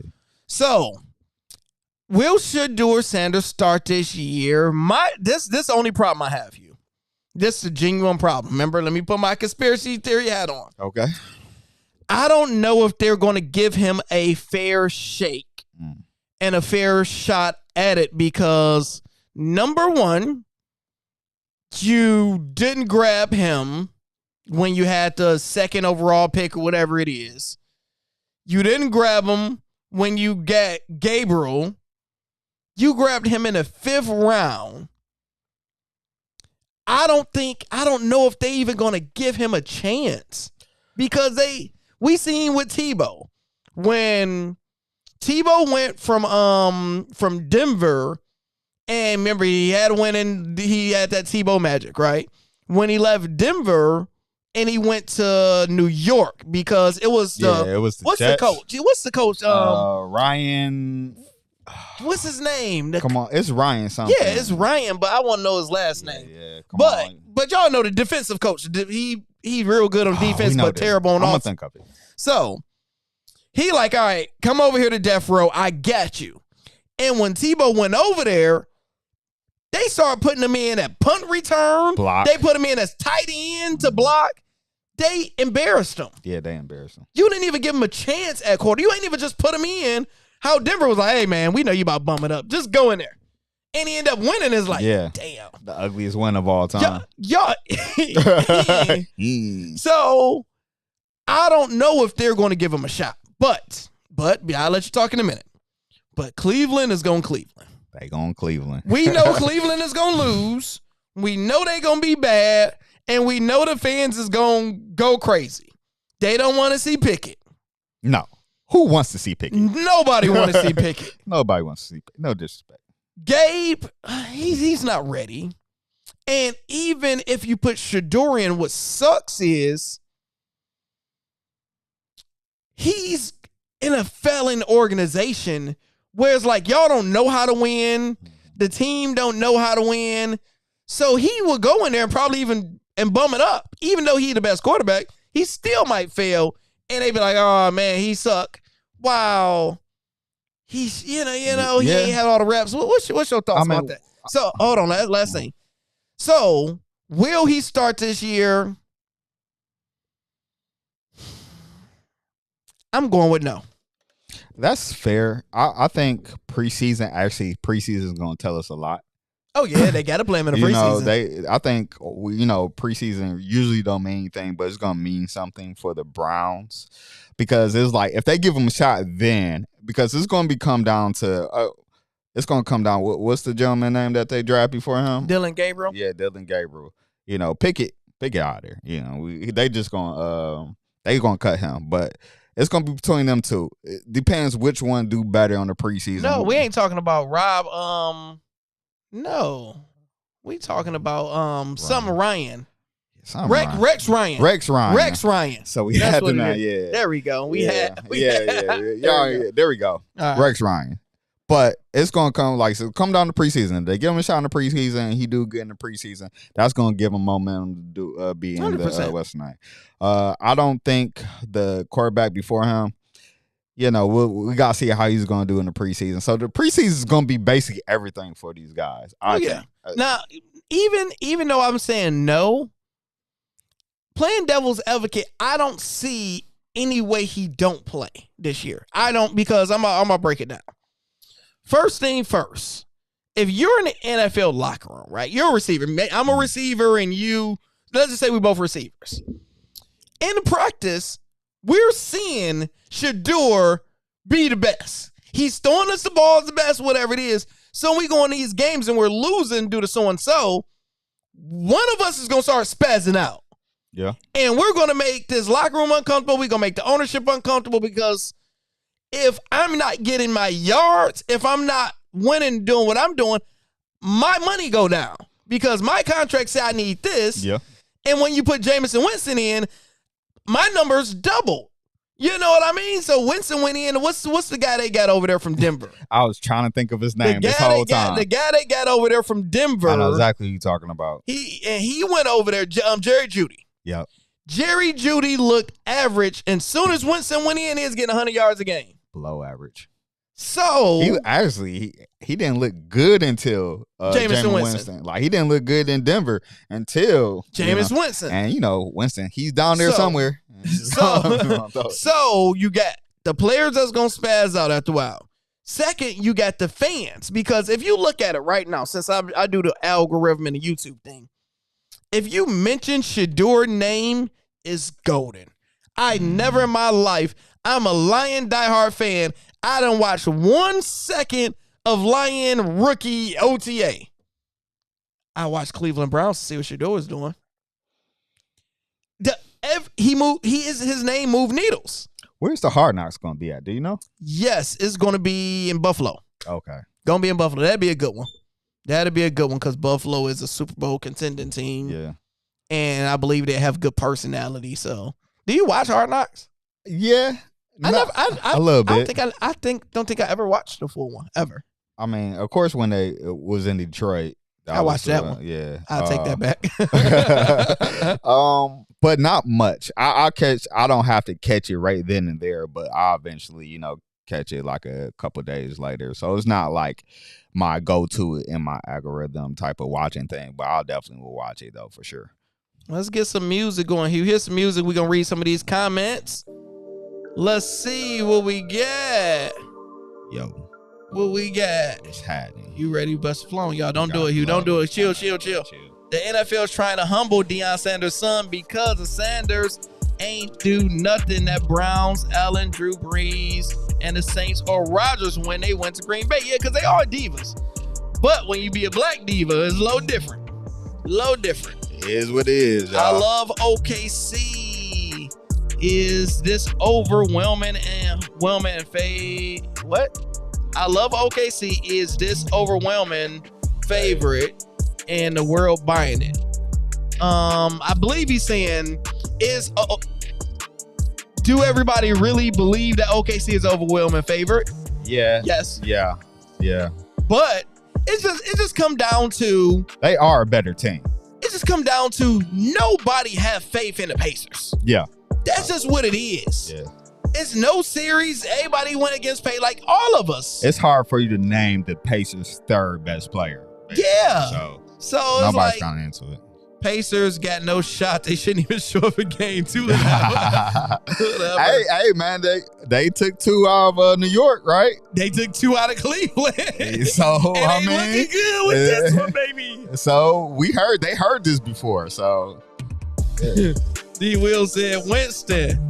I would not be surprised if they steal game 2 as well. Winston got my vote. Winston is a good vote, man.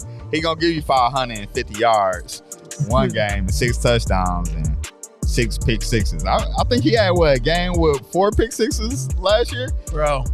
Remember when he was in Tampa? Oh my goodness, that was my favorite. He had more interceptions than touchdowns. No, he was 30 for 30. Remember, I think he had the same amount. I think he had 30 we gotta look it up, bro. We got look it on your phone. Look it on your phone. Winston, because I thought he had more interceptions than he had touchdowns. I think he but you had might 30 be for right, 30. and he got 30 for 30, and we was in the chat going crazy. I think you might be right. I think it'll take a few years before Shedeur do his thing. I honestly wish, hear me out, Hugh. I'm listening. Hear me out. I honestly wish Detroit would have drafted Shedeur. Oh, you're bugging. Hear me out. America. God, he's bugging. Hear me out. Because number one, we would have got him for dirt cheap. We'd have got him for nothing. Right. Number two, we can have him learn under a winning team, a great offense, and under Goff. 2 years. So you about to learn this game. You're going to sit on the bench 2 years. And Goff will probably be gone in Detroit in year 3. So Goff got 2 more years in Detroit. Really? That's an interesting take. We definitely going to have to dive into that. Yeah, because he got 2 more. Because this is my, I'm about to turn to old head to y'all. This is my philosophy. The better chance of quarterback get is when they do the Aaron Rodgers and the Jordan Love process, the Tom Brady process. Aaron Rodgers got there when Brett Favre was there. He had to wait. Okay, real pause. At 2019, we was in Tampa Bay. He had 33 touchdowns and 30 interceptions. So he was 30 for 30. Yeah, he was 30 for 30. Jeez. And the year before then, he was 19 and 14. Then 19 and 11. So 30 for 30 is crazy. Yeah, it's crazy. So all right, continue. I'm with you now. All right, so I was saying, with you look at Goff. Yeah. Goff doing this thing, he got about 2 more years left with Detroit. I don't think it's gonna go longer than that. And all right, now back to what I was saying. I was saying when Aaron Rodgers got to Green Bay, he had to sit under Brett Favre. He had to learn from Brett Favre. You're only going to be better by sitting behind a Hall of Famer, learning the game. He went in and was instantly ready. Jordan Love had to sit behind Aaron Rodgers. But they was both old, though. Like, Goff is not even 30 yet, I don't think. Yes. I think he's like 31. Goff's in his 30s. I'm about to look that up. He had to sit behind him, too. The problem we're having now in the NFL, they're saying, hey, young guys fresh from college, we giving you this whole city, we giving you this whole organization, and we're putting you in Carolina. Remember? He's 30 years old. 30 years old. Okay, he's young. He's still young. He's young. But we're putting you in. So remember, you got to think, if you've been drafted number 1, you go into the worst situation. Yeah. So you go into the Carolina Panthers. What was my man that just was a rookie that just got drafted over there? He just had his rookie year. At where? The quarterback for Carolina Panthers. Oh, you talking about he was the Alabama QB. I cannot think of his name. He's been there for 2 years, I believe. Yeah, he's been there for 2 years. He used to be good with this with football, man. I know. He's new age, man. I know. I'm so stuck up. It ain't football season. You know what I'm saying? So it's like it's not right there. With a B. Is it Bryce Young? Young? Is Bryce something? Is it Bryce Young? Nah. Like, is Miles? No. I think No. All right. Bryce Young. Is it Bryce Young?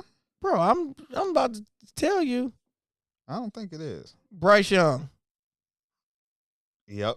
It's Bryce Young. Okay. I know I ain't crazy, my bro. bad. Oh, I'm bugging. So y'all. I'm saying this to say Bryce Young go to the Panthers.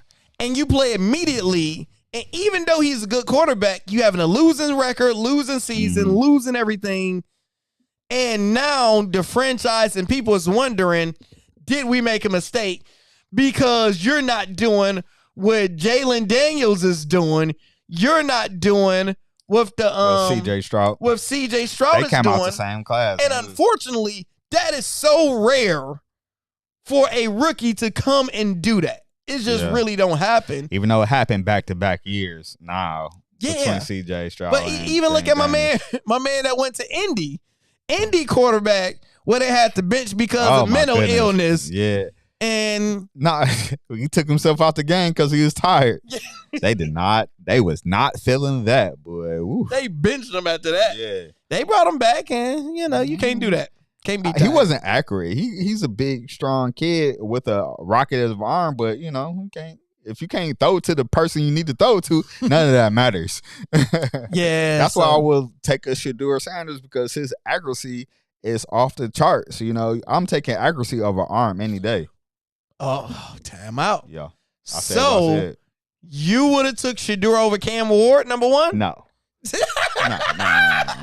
No, I was talking about my man from Indy. No, but I'm saying you wouldn't take Shedeur over Cam Ward. But Cam Ward was accurate though.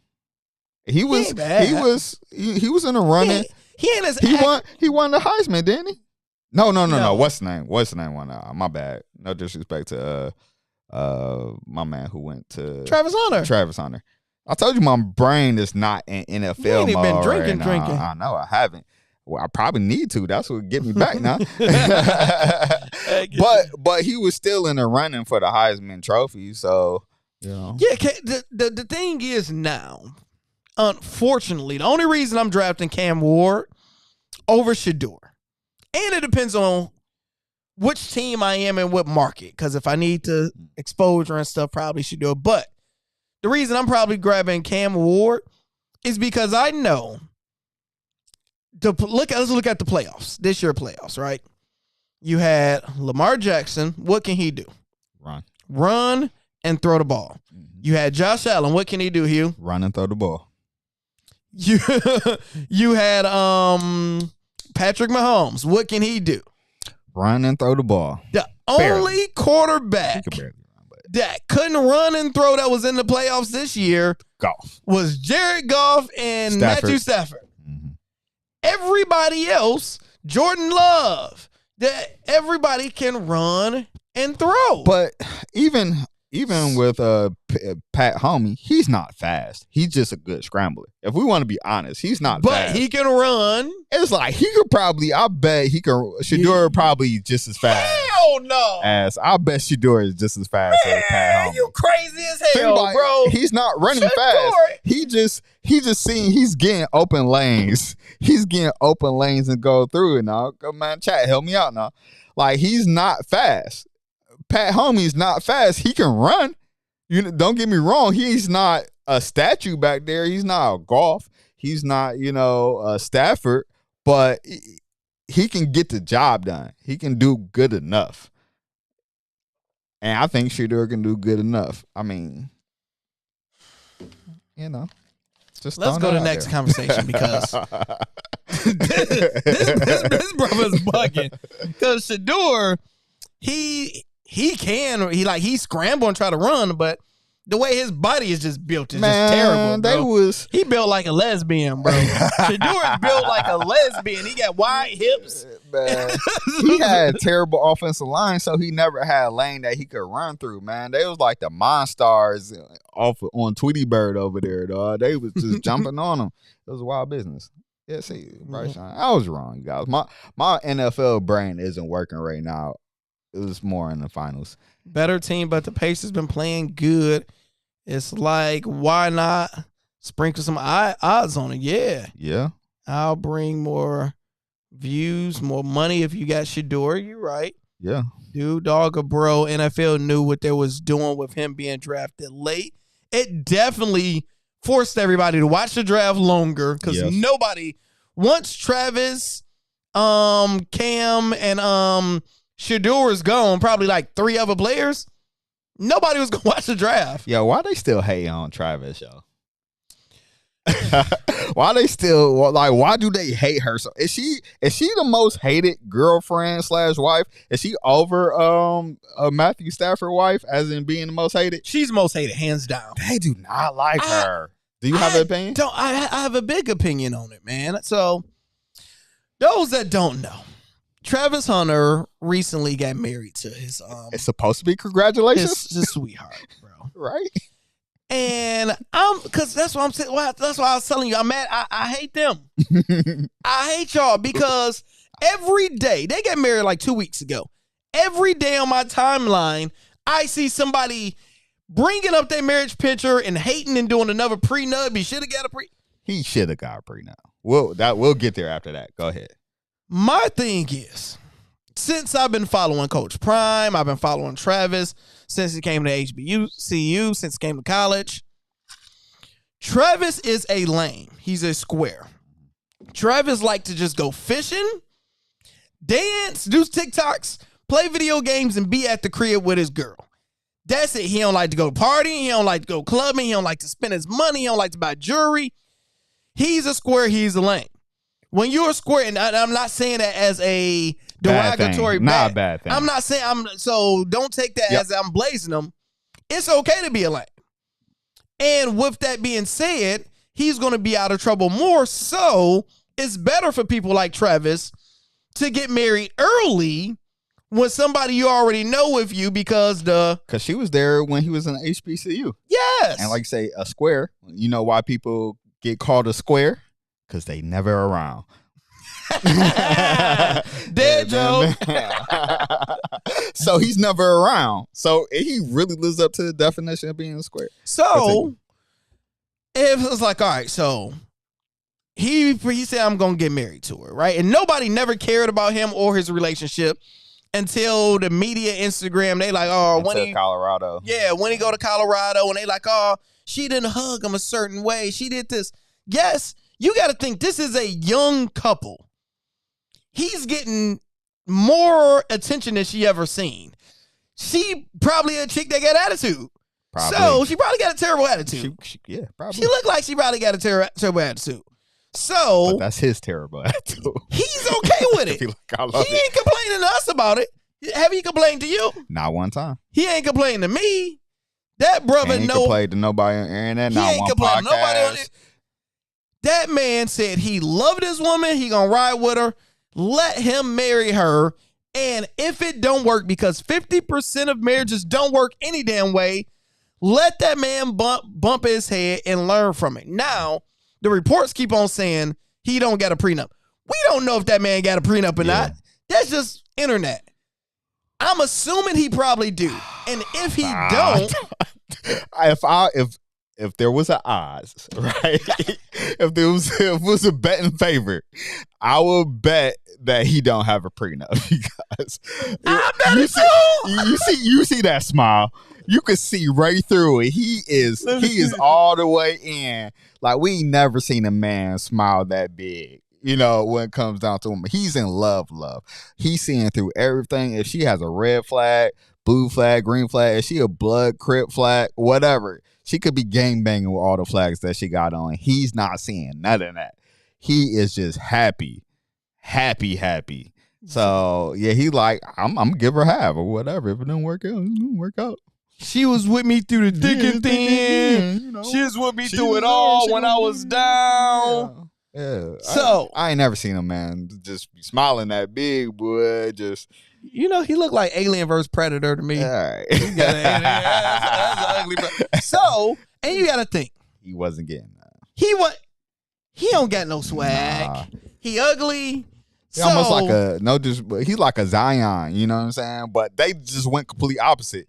Zion, I take the Travis. yeah. Zion didn't have no swag, but when he got money, he like, I'm gonna get these women. You know what I'm saying? But him on the other end, he had no swag, so he got one good one. He stuck with it. No, shout out to that. Because the thing is, I'm rooting for her. She's gonna probably be pregnant next. They're gonna have a baby because she got to fully secure the bag. They was considering that she was pregnant right then at the marriage time. At that angle, she looked like it. If you ask me, So, but internet gonna internet. Yeah, for sure. So let's just say they're gonna get married. They're gonna have a baby. And there's a 50% chance that they're going to get divorced because that's just the marriages get divorced at 50%. Now, if you are married and an athlete, NFL player, those percentages, what you think they probably go up to like 70? Yeah, I mean, just with anything with money and entertainment, just kind of colludes anything. But it's like he's different. He's not the average athlete as far as like personality wise that we've seen so far.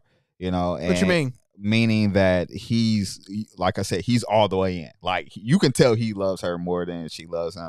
Yeah, and he ain't about to be messing with these hoes. Like his nose is all the way open. Like he's a square. He's never around. So I don't really see him changing too much. He probably just want to be a dad, husband, raise kids, go back home, and that's 100% right. I feel like I think everybody feels the same way.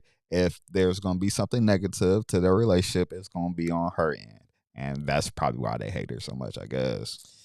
Yeah, and people are used to what's the word? It's like not destruction, but people just used to chaos. Yeah, people want drama. They want the DGG and the Haley, the mermaid girl drama. They just want all the toxic and bad chaos. They want chaos. Everybody want to listen to Future. Yeah, nobody that's what they want. Pay like that. So they want him. They like, man, when you get old, when you get to the league, man, it's gonna be the baddest one. But no, which is true. They're gonna be the baddest. Yes, and you gonna turn to Zion. Yeah. Look what Zion going through.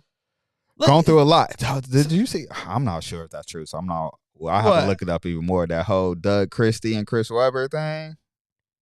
That I think is that from a while ago. Yeah, from a while ago. I think that's 100% true. I think I don't know what you're talking about, but I think it was like anybody that don't know, the reference is Chris Webber got Doug Christie's wife pregnant and had the baby, and he raised the kid, and he just found out about it, so he's suing everybody for for emotional distress, how much money put in the kid. That's what her. Don't quote us. That's what. But I remember when it came up. I think I asked ChatGPT and they confirmed it. Yeah. And I think we put it in a group chat. Yeah, I think I googled it, and the Google, Google said so. Don't quote us. We ain't 100%. Look it up for yourself. Allegedly, that happened, and that's the toxic that we kind of talking about. Yeah. So just like. Think about that. That's some BS. It's furniture movie. Back to the prenup situation. Because me knowing him, he's green. He's green right now. She got a little bit more game in him. And she's gonna probably be like, if he say, all right, babe, let's do a prenup. And they're young, so she's gonna say, so you don't love me? Why you need a prenup? If we love each other, we're gonna be together forever. And I don't think he's the type to put his foot down and be like Stack. Remember that whole when he told that story? Yeah, she tried to get him for it. She tried to all the way up into the wedding, and she was like, she went and signed it. He called off right before she walked down the aisle. So since you're unmarried, would you get a prenup? Yeah, I would. It especially depends. If you found the love of your life today, why not? And you got married a year from now, do you think it'd be an uncomfortable conversation, or do it's like you're not rich, so like do you get a prenup right now? Yeah, yes, and you'll be okay with having that uncomfortable conversation. Yes, I mean you gotta live in the uncomfortability. Like, hey, let's talk about it. And people, there's nothing wrong. I don't think there's nothing wrong with having a conversation. Yeah, you plan to. You plan to stay together forever and X, Y, Z, but I mean, everything helps when it's on paper, especially if you come up what you build beforehand. Because I have a company, I would like that to still be mine afterwards, and whatever we build is whatever we build. And it come down to, fellas, the type of woman you marry, bro. When it came with me and my wife, I'm like, yo, want to get a prenup? What you think? She like 100%. I agree, because at the time her mom owned the daycare, and I'm like, if she sell this and get $1 zillion, I don't want to feel like I'm entitled to it because I ain't putting the work in. That's a family-owned thing. At the time, I had the crib. Yeah. I ain't about to get a divorce and you take my crib that me and my dad bought. Yeah. So I'm like, yo, how about this? And we had absolutely no problem with it. And since we've been married, we never brought up the we ain't never need to. You could probably, honestly, make you sleep a little bit better, I think. And I mean, let's be grown up, you guys. You know what I'm saying? Like you said, it's 50%. That's a hell of a percentage. It's a coin flip if you gonna make it flip to if you find the love of your life or not. And if somebody just accidentally fall on your girlfriend and get her pregnant, you know what I'm saying? But she still take all your stuff. That doesn't sound too nice. You know, Bro, so I'm watching. Let me know. I just finished a series called Your Neighbors, My Neighbors, or what is it called? It's on Apple TV. okay. So I'm assuming you haven't seen it, right? Yeah, I don't dig too deep into Apple TV. Me neither until I did. Until you did. And, oh man, so it's some good ones. So, family, this is called, it's number 2 rated on Apple TV. Your Friends and Neighbors. And this is what it is, y'all. Let me know if y'all watch that. It is freaking amazing, bro. So the premise is rich white guy. He's rich, successful hedge fund owner. Life is good. He in a country club of all the rich people and all that type of stuff, right? His wife cheat on him with his best friend. Dang. So cheat on me. So it's like, all right, Tennille cheat on me with you. And we've been best friends. And once they cheat on him, they get a divorce. The kids pissed off. Everybody pissed off. But you still trying to be my best friend because we in all the same groups and everything. Almost like Talladega Nights. She gonna be my best man in the way. And my man keeps spazzing out. He like, man, why don't you come over to the house for dinner? He like, oh, my house that I'm paying for. Talladega Nights. you gonna be my best man. So it's crazy. So he ended up losing his job and he started doing petty crimes of stealing from his rich neighbors because it's like everybody is like super duper rich. And it's like, okay, you got this $200,000 watch that you probably ain't worn in a year. He lost a job, he broke. He like, hey man, none of them got no locks on their house. I'm gonna just take this. And he get in too deep. And that's the premise, bro. It is amazing. I don't binge watch too many shows. That's why I've been staying up till like 6 in the morning. I've been binge watching You on Netflix. You I ain't hip to the last season. I finished it. Was it good? It was good, really good. Hey, chat, do y'all watch You? Y'all watching? I definitely rock with You. What are y'all watching? Put us some good. Put us on something good. Yeah, put us on something good. Because I mean that You.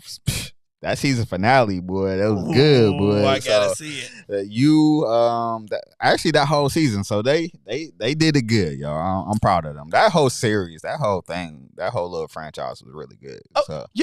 Only problem, I think You kind of got a little bit worse. What? Because like the first season was great. Yeah. I think the second was like trash. Third got back good.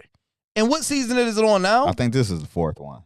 Okay, yeah. So the last season before the 4th was actually good to me. Yeah, because I think that's when he burnt down the house with the girl. Probably, I get it all mixed together, but it's good. This season was good. They did a good job. I got one that will mess you up. What?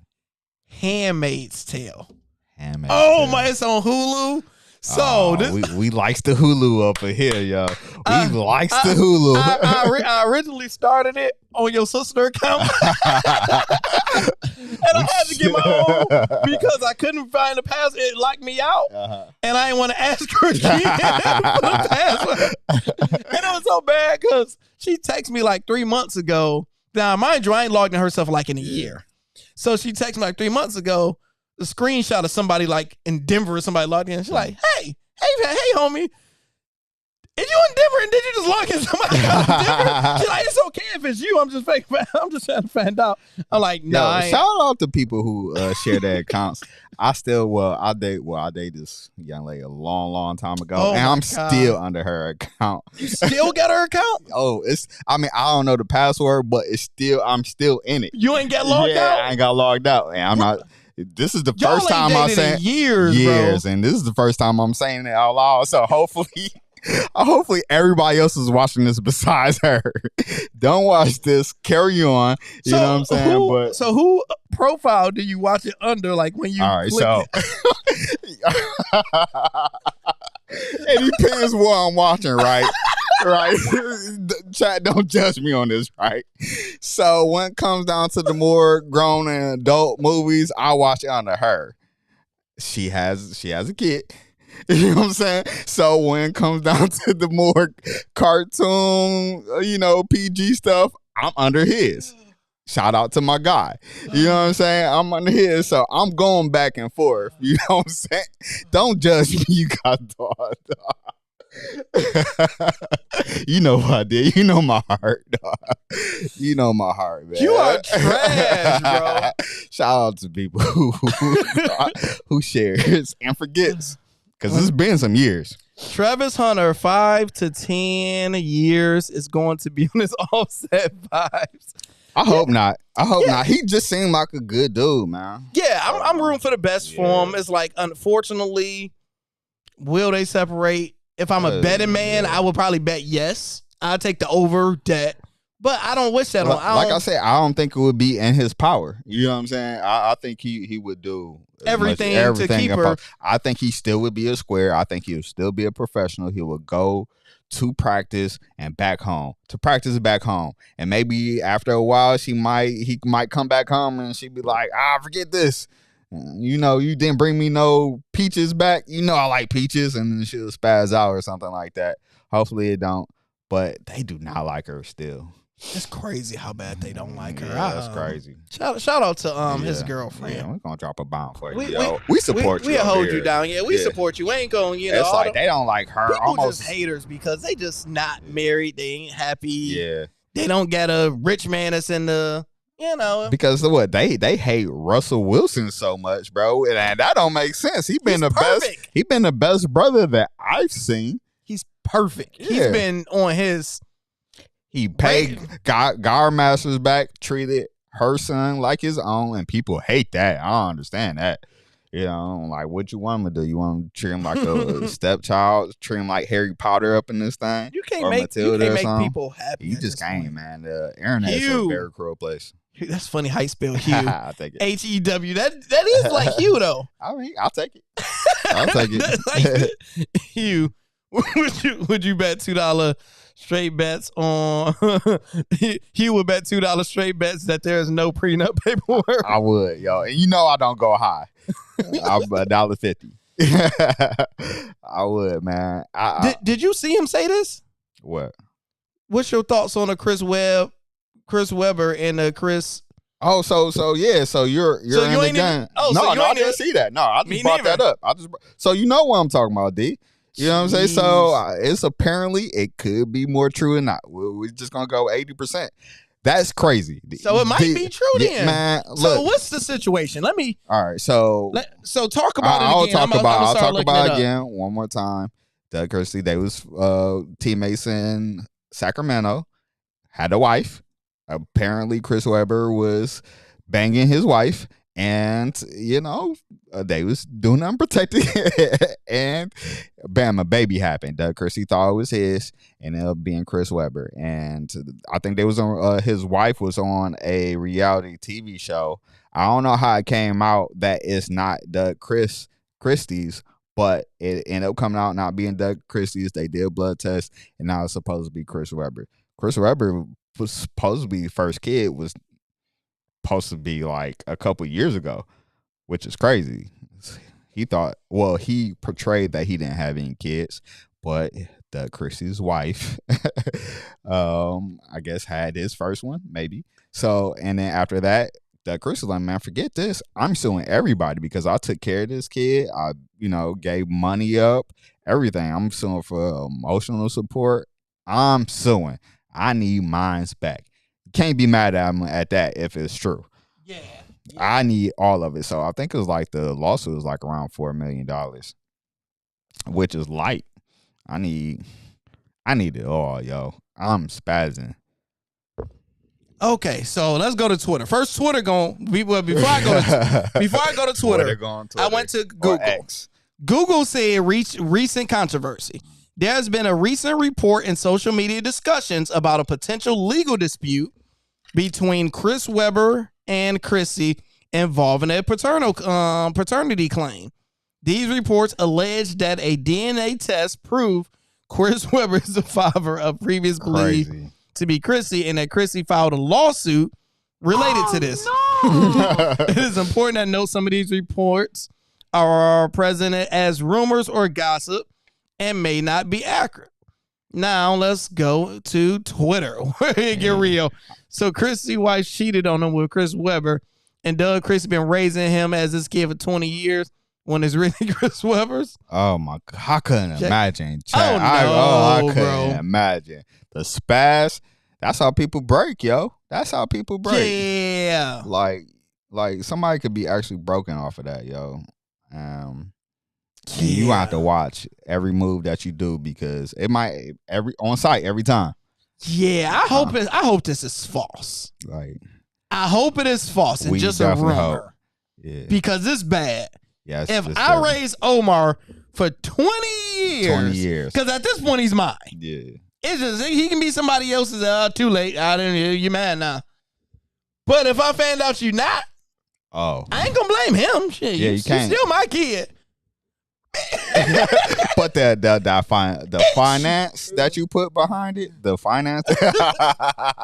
Kill you. We don't also condone domestic violence around here.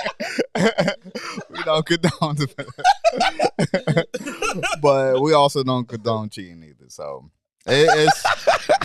that's rough. I couldn't imagine. I could not imagine. I know some people that got close to situations like that, which is crazy, you know. So, man, but to put all that money into somebody's time, effort, love, kids, hospital bills. Oh my God. Oh my goodness. And for that person not to be yours after 20, it's that's an impossible situation. You say that ain't the it'd be on site. I don't care if it's church. I don't care if it's you know what I'm saying. We in the NBA meeting or something. We gotta fight every single time. You say every time? Every single time. Every single time. And you it's not okay. If you was just a guy that's over here, you know, if you was just Tyrone from down the street, you don't know me, and then okay, you got me. You an NBA brother. Honestly, I want to spaz out on you. I wouldn't because I mean you don't know me. Yeah, you know what I'm saying. You just doing what you was doing, but you my teammate, fam. Yeah, it's on site. Games of London. What is that on? I ain't hip to Games of London. When y'all put y'all TV suggestions, let us know it's on Hulu. Yeah, the platform. Yeah, so we can know. You know, Hulu and Disney Plus combined. Everybody combining with somebody. That Disney Plus is actually all I got is 3 now. So I'm not doing because eventually they will recycle all the movies. They recycle their movies through each platform. So it's no point. You just gotta wait. I got everything. You got it all. You down that rabbit hole? Yeah, I got Peacock because we only can watch Michigan games on Peacock. I got somebody else's Peacock. Got Disney. Yeah. Verizon supposed to give me Disney for free. I think they give me Disney for free. Everybody get my Disney profile. And it's so funny because you see everybody got their names on my stuff. I got my nephew Malachi, T Ford got it. I got Ray. It's like the Kendricks. The Kendricks, they got that. So everybody running. Hey man, chat. I know y'all do this, you know. It's a community thing. I believe it brings bonding. You know, when you share, it's like, man, nobody want to keep on spilling out all this money for all these different streaming services. Like, what are we doing? And like I said, they're gonna recycle the movie, so you just gotta wait your turn. Rose says she's honestly probably solid, a good girl. We know how the media gets. Yeah, she probably solid. Yeah, she probably solid. We ain't heard her. Only thing we heard about her is people looking up old dirt with her of her being messing with some other young kids, young guys. And she's what? She's probably 22 or something. Yeah, she got dated before that history. And obviously Travis don't care. Yeah, he don't care. If he like it, I love it. Yeah, it's Hell, like, if he don't have a prenup, if he like it, I love it. It ain't my money. this ain't my money. I don't let that man lose half his money. It'd be a life. Y'all lesson. just want to be messy. I told you. There's a 50% chance you're going to be right. Yeah. So you'll wait. Speak loud. You can speak loud. So you'll wait 31 years. They married 31 years. See, I told you it wasn't going to work. Yeah. Yeah, you got to lose. I hate people like that, bro. Man. I really do. In this world, nothing is certain except death, taxes, and Holly game winners. Holly game, man. Drop a Holly with the game winners. Salute to that. Everybody's saying Games of London is fire. Y'all still ain't told us what platform it's on. I watched this one series. It was about these people who had powers. They was based on London. I think she put me on it, but it was really good. It was they had like sickle cell, and then they tested everybody that had sickle cell, and they end up getting powers, and it was really good. It was mostly black. The older daughter that Doug been raising for her whole life is Chris Webb's kids for over 20 years. That sounds confusing. Yep. How the Chris Webber thing be a thing? It's all on your YouTube. You have to send me which YouTube to watch, because once you go down that rabbit hole, you don't know who's telling the truth. That's a night. He'll be down there all night. I really hope the situation is false. We all do. Yeah, we all do. They had a blood test. Weber had a lot of receipts, I believe you're trying to say. I wonder how. What the hell is AMC Plus?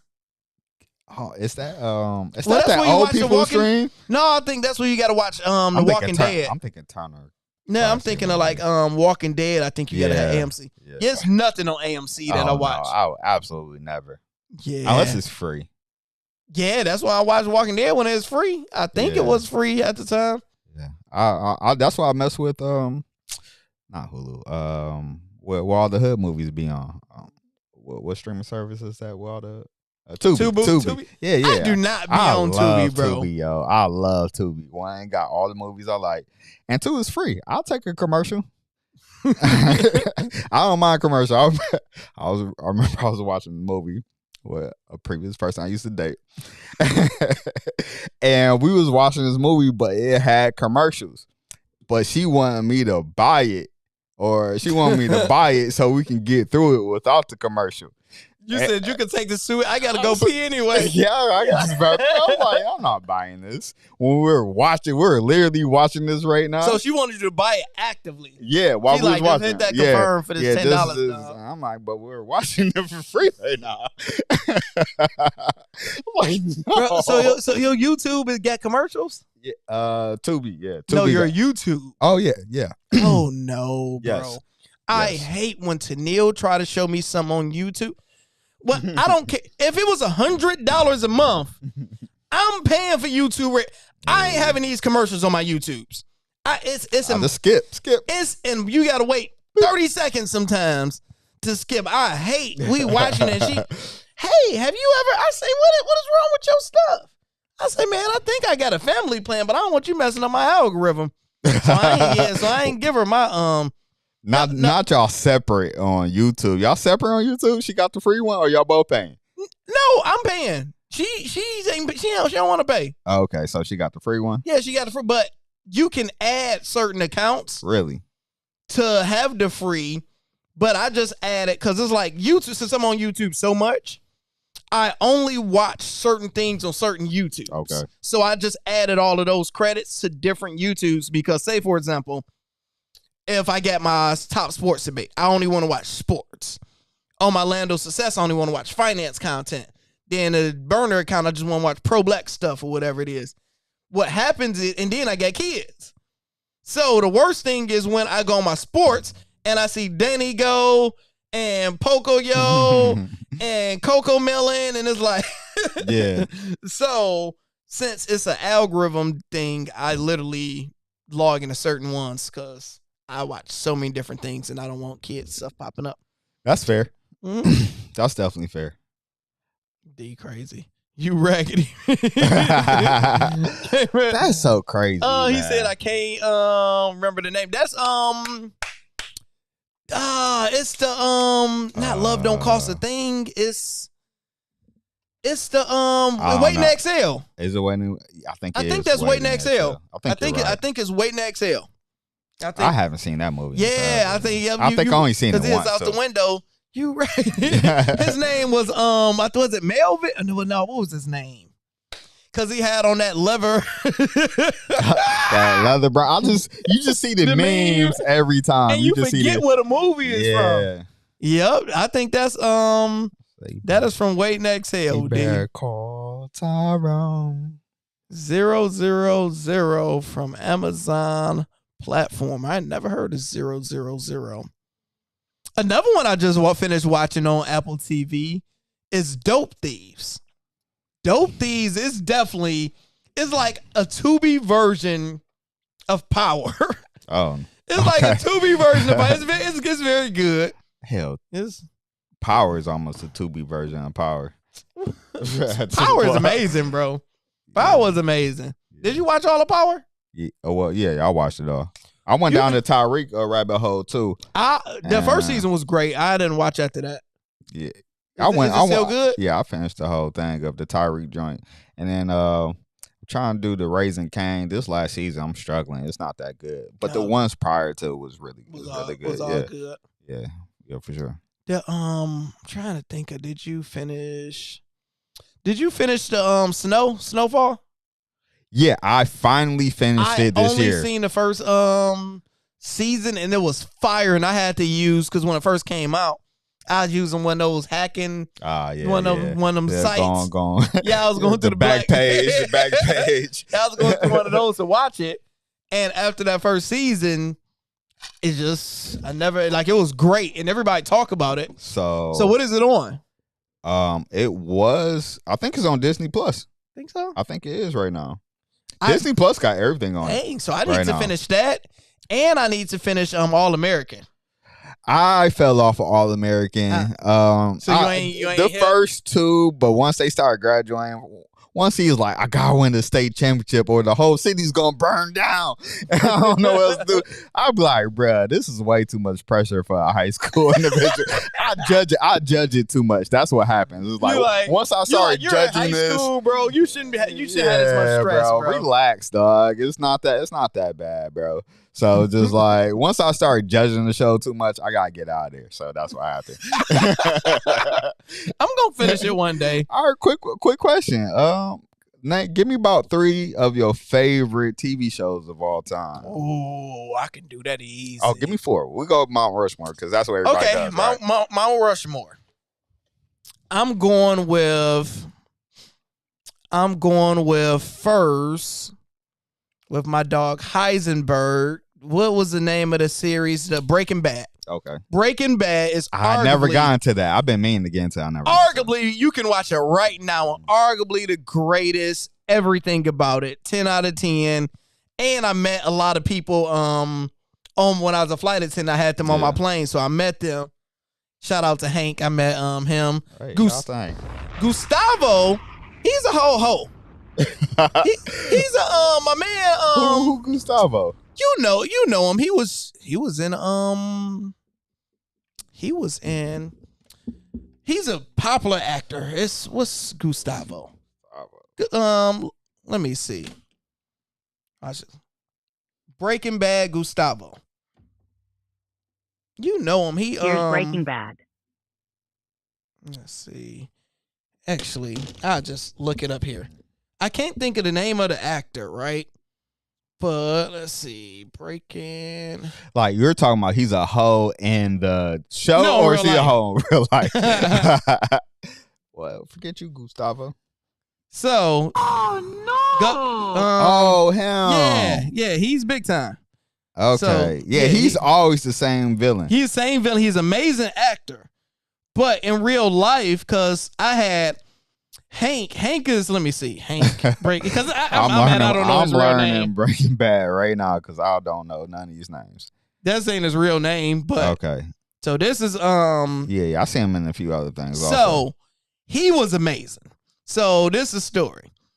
I'm working the back. Well, so I'm working the back of the plane, and I see him come in the first class. I'm like, dang, I think that's now. Mind you, Breaking Bad is like #1 right now in the world. Okay. So in the series at that time, yes, at the time, and the season just finished. So they're like the most popular people in the world.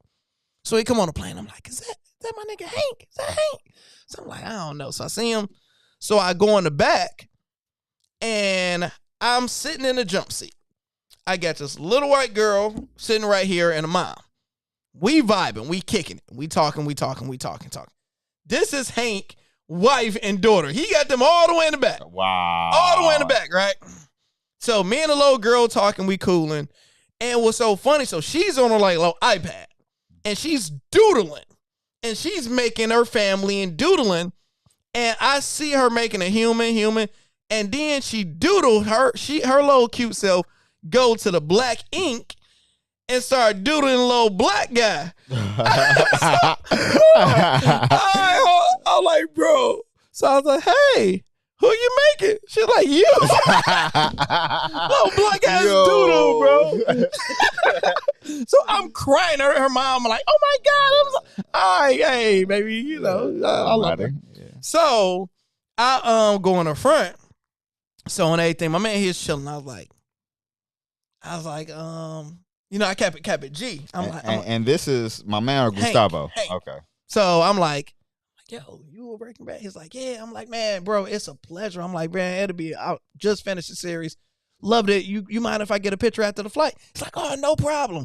So then a lady in first class, she was like, Hank, is that you? Everybody was like, hey, what's up, my guy? Yeah, so everybody, he's like real shy. He was like, so I'm like, bro, what you doing? He was like, yeah, you know, he was like, I'm working on, he was like, I'm reading the new, he was like, I'm doing this like alien type of stuff, series that I'm doing now. We're recording in Toronto. That's where I'm going now, but I'm bringing my wife out. We hanging in Chicago before I fly out to Toronto, and that's how I knew it was them in the back. Oh, yeah, like, yeah, your daughter didn't doodle. So he was real cool. The very next week, I got Gustavo on there. Gustavo part in the series was amazing. So he's an amazing actor, right? So he on the flight. I got me my black brother. Gustavo, man. I'm like, man, I just had Hank, whoever Hank real name is. I'm like, yeah, I just had so-and-so on the flight, man. Real cool. She's like, oh, okay. You know, a little standoffish. I said, yeah, man, what else? I was like, what else you working on? Breaking Bad is not just my only thing. I'm this, and I doing this, and I'm doing. Okay. He was so arrogant. Oh, so he's one of those. Arrogant, I'm me. Yeah. So he was arrogant. I'm just like, you got it. Yeah, you got it. All right. Dog. So back to your foe. I'm sorry, y'all. How we go? Breaking Bad is is on a Mount Rushmore. Okay. Due to its longevity and what they did, I will give Game of Thrones. Oh, worse. I would give Game of Thrones away. You don't like Game of Thrones? Man, the ending messed up the whole series. Oh, the ending was terrible. So go ahead. I'll go down that rabbit hole right now, but go ahead. Game of Thrones. Let's see. My series. I would go. This is going to be a tough one. It is something that I love. I have to pause. Let me pause. Go to yours. Let me think. All right. So Supernatural. I never seen Supernatural. Oh my goodness. It's like 18 seasons of fire, yo. I had to stop watching it because I was binge watching. I was actually getting through it during the pandemic because of course we all had time. And my sister and I was there at the time, they told me get on it. And I was going through it. And then I had to stop binge watching it, or I had to stop watching it while I was going to sleep because it was about, basically finding ghouls, goblins, demons, all this other stuff. And I was going to sleep and I was still hearing it. So I was like having dreams while I was watching it anyways. So Supernatural, gotta go Fresh Prince. Fresh Prince is a classic. I'm not considering that as what I'm saying is series such as you got to watch it on Netflix. You know, new like we ain't gonna go. No sitcoms. Yeah, we ain't going sitcoms. Okay. And I got a list right here to help you out, so you can think of. Okay. Even though it's young, I'm still waiting for. What it's supposed to be coming out, you guys. It's supposed to come out on Netflix. We've been having Stranger Things. Stranger Things is amazing. That was amazing. Stranger Things. Yeah. That's on there. Stranger Things is definitely on there for sure.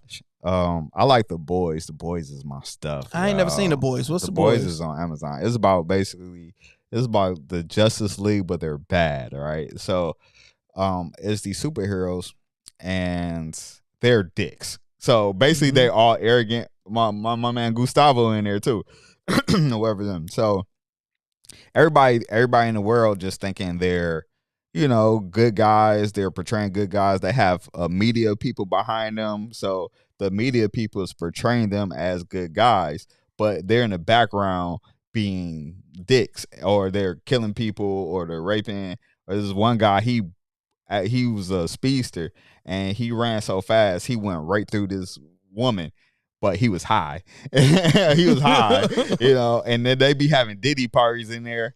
So everybody's like using their powers to have sex. So if you were small, you're like shrinking it and you're going to somebody's vagina or something like that. Jeez. Yeah. If you're a stretchy man, guess what they're stretching?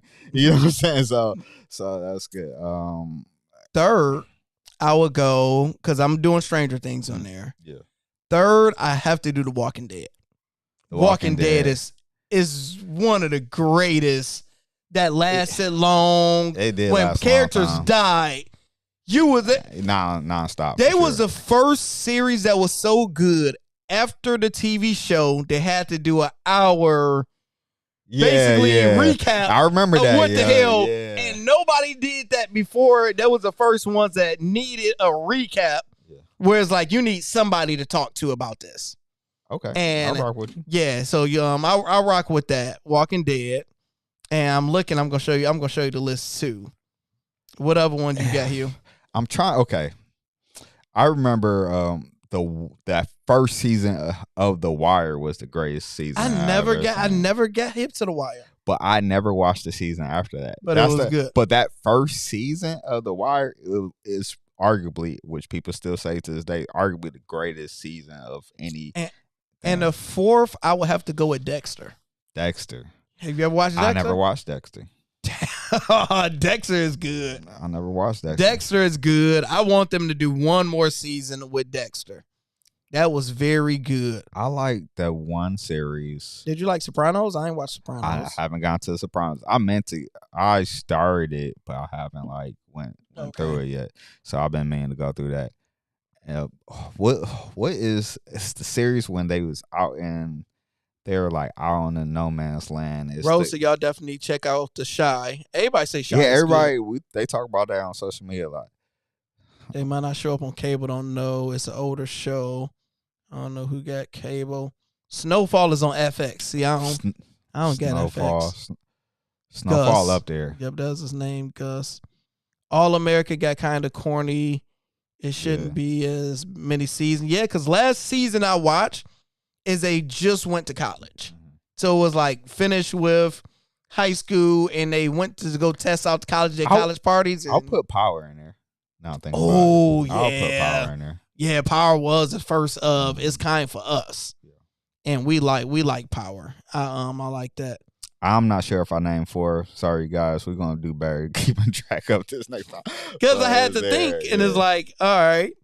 So next time, we're going to do sitcoms. Yeah, we're going to go all the way through this rabbit hole. That's a whole session. That's a whole 3 hours we can do. Because I have an opinion. Dope Thief is okay to end in episode and write in suck. No, I'm trying to think how Dope Thief, it was a great plot. It was good acting, and I think I like how they ended it. It just was like a Tubi version. It was like, Snowfall is up there. I'm just naming off stuff at this point. Snowfall is up there. That Canaan is fire. Power is cool. They dragged it now. They definitely dragged it. They dragged them sex scenes. It was like, what's wrong with the sex scenes? It was the same. It was like every single episode, the same two people. It was like, all right, we get it. Lando's still in the gym. No, I'm just getting fatter. I be working out, but I be eating too. Raising Canaan is good. Yeah. Pick up later in the season. This season it's just losing me right now. I gotta watch Snowfall. Everybody say Snowfall ending like finale was great. Yeah, it was really good. And you don't get that too much now. Some people always drop the ball on the ending. Like Game of Thrones. They completely Game of Thrones completely made me hate the whole series. It doesn't even make sense how do you fumble that bag, bro? It made me hate the whole series.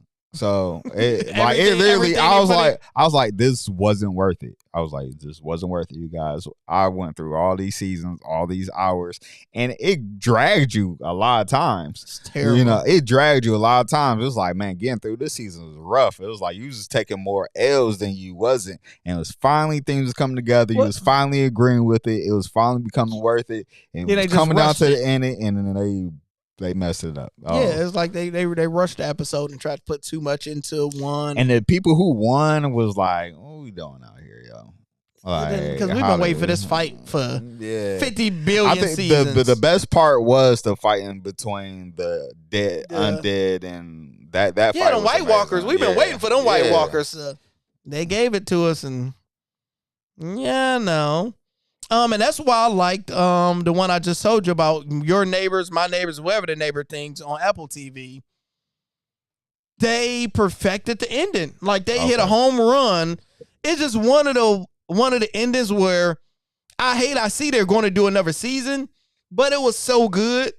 You really don't need another season because you know it's going to go down after this. I wonder. I mean, I'm not sure if it counts, but I'm a huge Rick and Morty fan.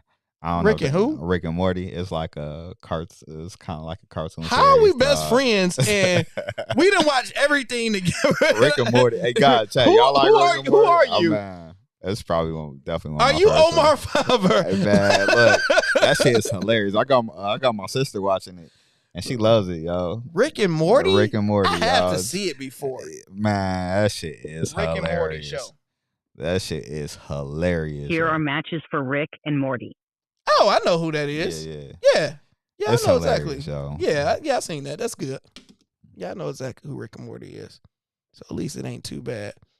What's top 3 gangster movies? Let's go. You talking? Let's go. Well, first mine. First mine is Casino. Yep, 100%. Casino, I have probably watched well over 100 times. Yeah. And it's 3 hours long. I have watched that probably more than any movie in the world. I'm watching every time. You're stuck in that rabbit hole. It's like the Michael Jackson. American is American Band or Not the American Story or something. Shit, it's the American something. It's American Dream. American Dream. Michael Jackson. Yeah, that come on every time. 12 hours or 8 hours every time. Every time. Watching the whole thing. So Casino is number 1 to Absolutely. me. Dope is number 2. Dope is. Have you ever seen? Well, Of you know, I mean, course. not dope, not dope, not dope. Blow. I don't think that was Blow. Oh no, Blow. I ain't mess with Blow. With Johnny Depp. Yeah, I what? didn't mess with Blow. I think that's one of my most overrated ones. What? Sure. Oh my gosh. Then American Gangster. Okay. You know, I was undefeated with American Gangster, bro. Oh my goodness. I went 2 years straight. Ain't never had to finish watching it. Never took a loss. I never lost. Oh my goodness. Only if y'all know. Okay. Yeah, that's different. That's a different story for a different time. Okay, so Those are my 3. What you got? of course, Casino. Dude, is Pay in Full considered? I don't know. Okay, we'll put that to the side. We'll put it to the side. So, Goodfellas and Godfather 1 and 2, yo. You gotta go Godfather. It's like they all 1 and become 2. the same. Where it's like you do the Goodfellas, Godfather, and you it's all the same people, yeah, it's right? all the same people. Casino. So it's like I never get mad at anybody top 3 putting them in there. And yeah, Scarface is the most overrated one. Thank you, Scarface yo. is the most overrated. Overrated. Movie. It's so overrated, yo. Come on, chat. Do y'all agree with us? Do y'all do y'all like Scarface? Yes, it has super quotables. That's one thing that is super quotable. We to this day, and for the rest of our life, we probably use Scarface quotables the most throughout our day. Never Quelo? They love me in the morning. Okay. I reloaded. Yep. Yeah. So I think that's what got it by. And I think it was one of the greatest ending. The ending. You need people like me. So you can point your fingers and say, that's the bad guy. Would that make you good? Anywho. So it's like, and then hip hop took it and ran with it. But it's super quotable. Hip hop took it to it took to it around with level. it. It was super quotable and it had a really good ending. But besides that, it's good, but it's not as great as they made it. I agree. So you said Casino, Goodfellas, Godfather. There we go. That ain't bad. Say Paid in Full now. That's Hugh number one movie. That's what I'm saying. If that's Hugh, and I love Paid in Full. Like ninjas get shot every day, B. Our vocabulary I'll say that is 7 days out of Paid in Full. You tough, right? Yo, what's up, Kermit? Shout out to Cameron, man. You did your thing on that. Shout out to the whole cast of that. They all did it. They really did. Man, I ain't breathing the same. I ain't eating the same. I ain't eating. Blow, Paid in Full, and Goodfellas. Yeah. See, you got Blow on there. I would say Paid in Full, but I wasn't sure. You say you wasn't sure. Paid in Full is the most. Blow overrated is insane. Yeah, like Blow is overrated, guys. Like, I'm sorry to tell you. How, Sway? You got Johnny Depp going. Come on, bro. I think the peak of Blow just wasn't peaking for me. Like the when it was everything was supposed to be the best, where it's supposed to capture you the most. It just didn't do it for me. The wife putting him back in jail, him doing all that time, and at the end, just do one more, man. It's just like between that and the fall of everything. I think you probably watched that under drugs, under some shrooms or something. Guys, well, you need to do some Blow and come back to that movie. Yeah, that's wild. Blow's overrated, guys. I'm sorry. What, do you rock with American Gangster? Yeah, we quote that still. That's a quotable, but. To be honest, state property. It took me, oh my goodness, no. But to be honest, it took me a while for American Gangster. That first time, I thought it was kind of boring. It is boring. So it is boring. But I took it as a film. Once you start watching as a film, like as an acting, not more as a gangster movie, but as a just the end of regular film or whatever. I started to enjoy it. Yeah, it's definitely boring. It's slow. It's super slow. It's definitely a good movie if y'all want some cakes. You put that on, and Alice is going go to, yo. We're gonna try. You gonna close the deal, baby. I don't know what it is with me and American Gangster. I'm undefeated, never lost. Some people had a CD or an album that they put together, a little playlist that they put together. Man, had American Gangster. American Gangster, baby. I can't get down with long ass movies. Take a few times to watch. Yeah. I mean, unfortunately, it's like, what else you like? Well, the Godfather was long as hell. All of them. Randomly, I've never seen the third one. I ain't seen the first two. I ain't watch all the Godfathers. It's just I ain't feel like I needed to. It's long, but they was amazing. Yeah, they all good. I already know how I get down, so it's like it makes sense. And Paid in Full is a real story too. True. Yeah, that's just amazing. Knocked out Blow can't be overrated. It's based on a true story. It still American can be overrated. Gangster can't. Paid in Full can't. It can be overrated, and I said it. Yeah, I said what I said. Everybody on your head, bro. No way. Look, sometimes it takes time. You're the problem, bro. No, I'm not the problem. Sometimes it takes time for people to recognize a genius. Some people y'all go with the flock. I'm just trying to tell you what's real. And I said what I said, you guys. Yeah, but we're not gonna accept it because you got good taste in movies, so it don't make any sense. So it's like we're not gonna accept this. So our next live, we're gonna sit down. We're gonna sit down. We're gonna watch the movie. We're gonna make sure. You see this part? Wait till this part. You see where he put his leg out? No, it just didn't do it for me. Johnny Depp is cool. Godfather Harlem was a good series. Didn't it ever finish? Not the Godfather of Harlem, Godfather but based on the same person, it was a gangster movie. I mean, Kings of New York is good. Also, that's a gangster movie. It was called. It's with what's my black dude from the Morpheus from the Matrix. Lawrence Fishburne. Lawrence Fishburne. He was playing Bumpy Johnson in the movie. It is called. Come on, chat. Y'all know this. Movies based on true events always beat fictional. Definitely, especially if you do it right. Sometimes, if you do it right, there's definitely been some movies that they just didn't do well, based off of true events. But I'm trying to. It's not Harlem. I don't even care about Johnny Depp. It's just real story. But Johnny Depp, he's an amazing actor. He's an amazing actor. Okay, since we here now, we here. Okay, we here. I gotta think of it. I'm gonna think of it. Give me your top 3 favorite white actors and your favorite 3 black. Okay, of course, Leonardo. Leonardo is number automatically number 1. Catch Me If You Can, baby. Hey. One of my favorite underrated movies of all time. Shout out to Leo. My Wolf of Wall Street, my favorite Leonardo for sure. Yeah, man, Catch Me If You Can. Wolf of Wall Street, amazing. You love Wolf of Wall Street. Robert De Niro, man. You going with De Niro? No, I'm not. No, you ain't. You ain't not. going with I'm trying to think. Is do I put Johnny Depp in there? It's like Keanu Reeves. he don't do much, but his movie's amazing. Man, no, I don't like no Keanu Reeves. Okay. Bro. He makes amazing movies. I ain't giving you no. Okay, I'm sorry. I'm trolling. Brad Pitt.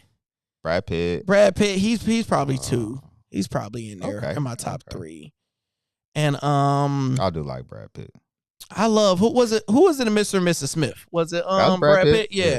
Yeah, that movie, Mr. and Mrs. Smith, is very, very great movie. The only reason I said Keanu Reeves, almost the same thing as my man in Mission Impossible. They not the greatest actors, but they make great box office movies.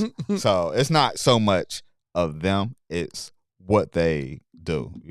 The movies that they're in. So I can't think of. You're racist. All right.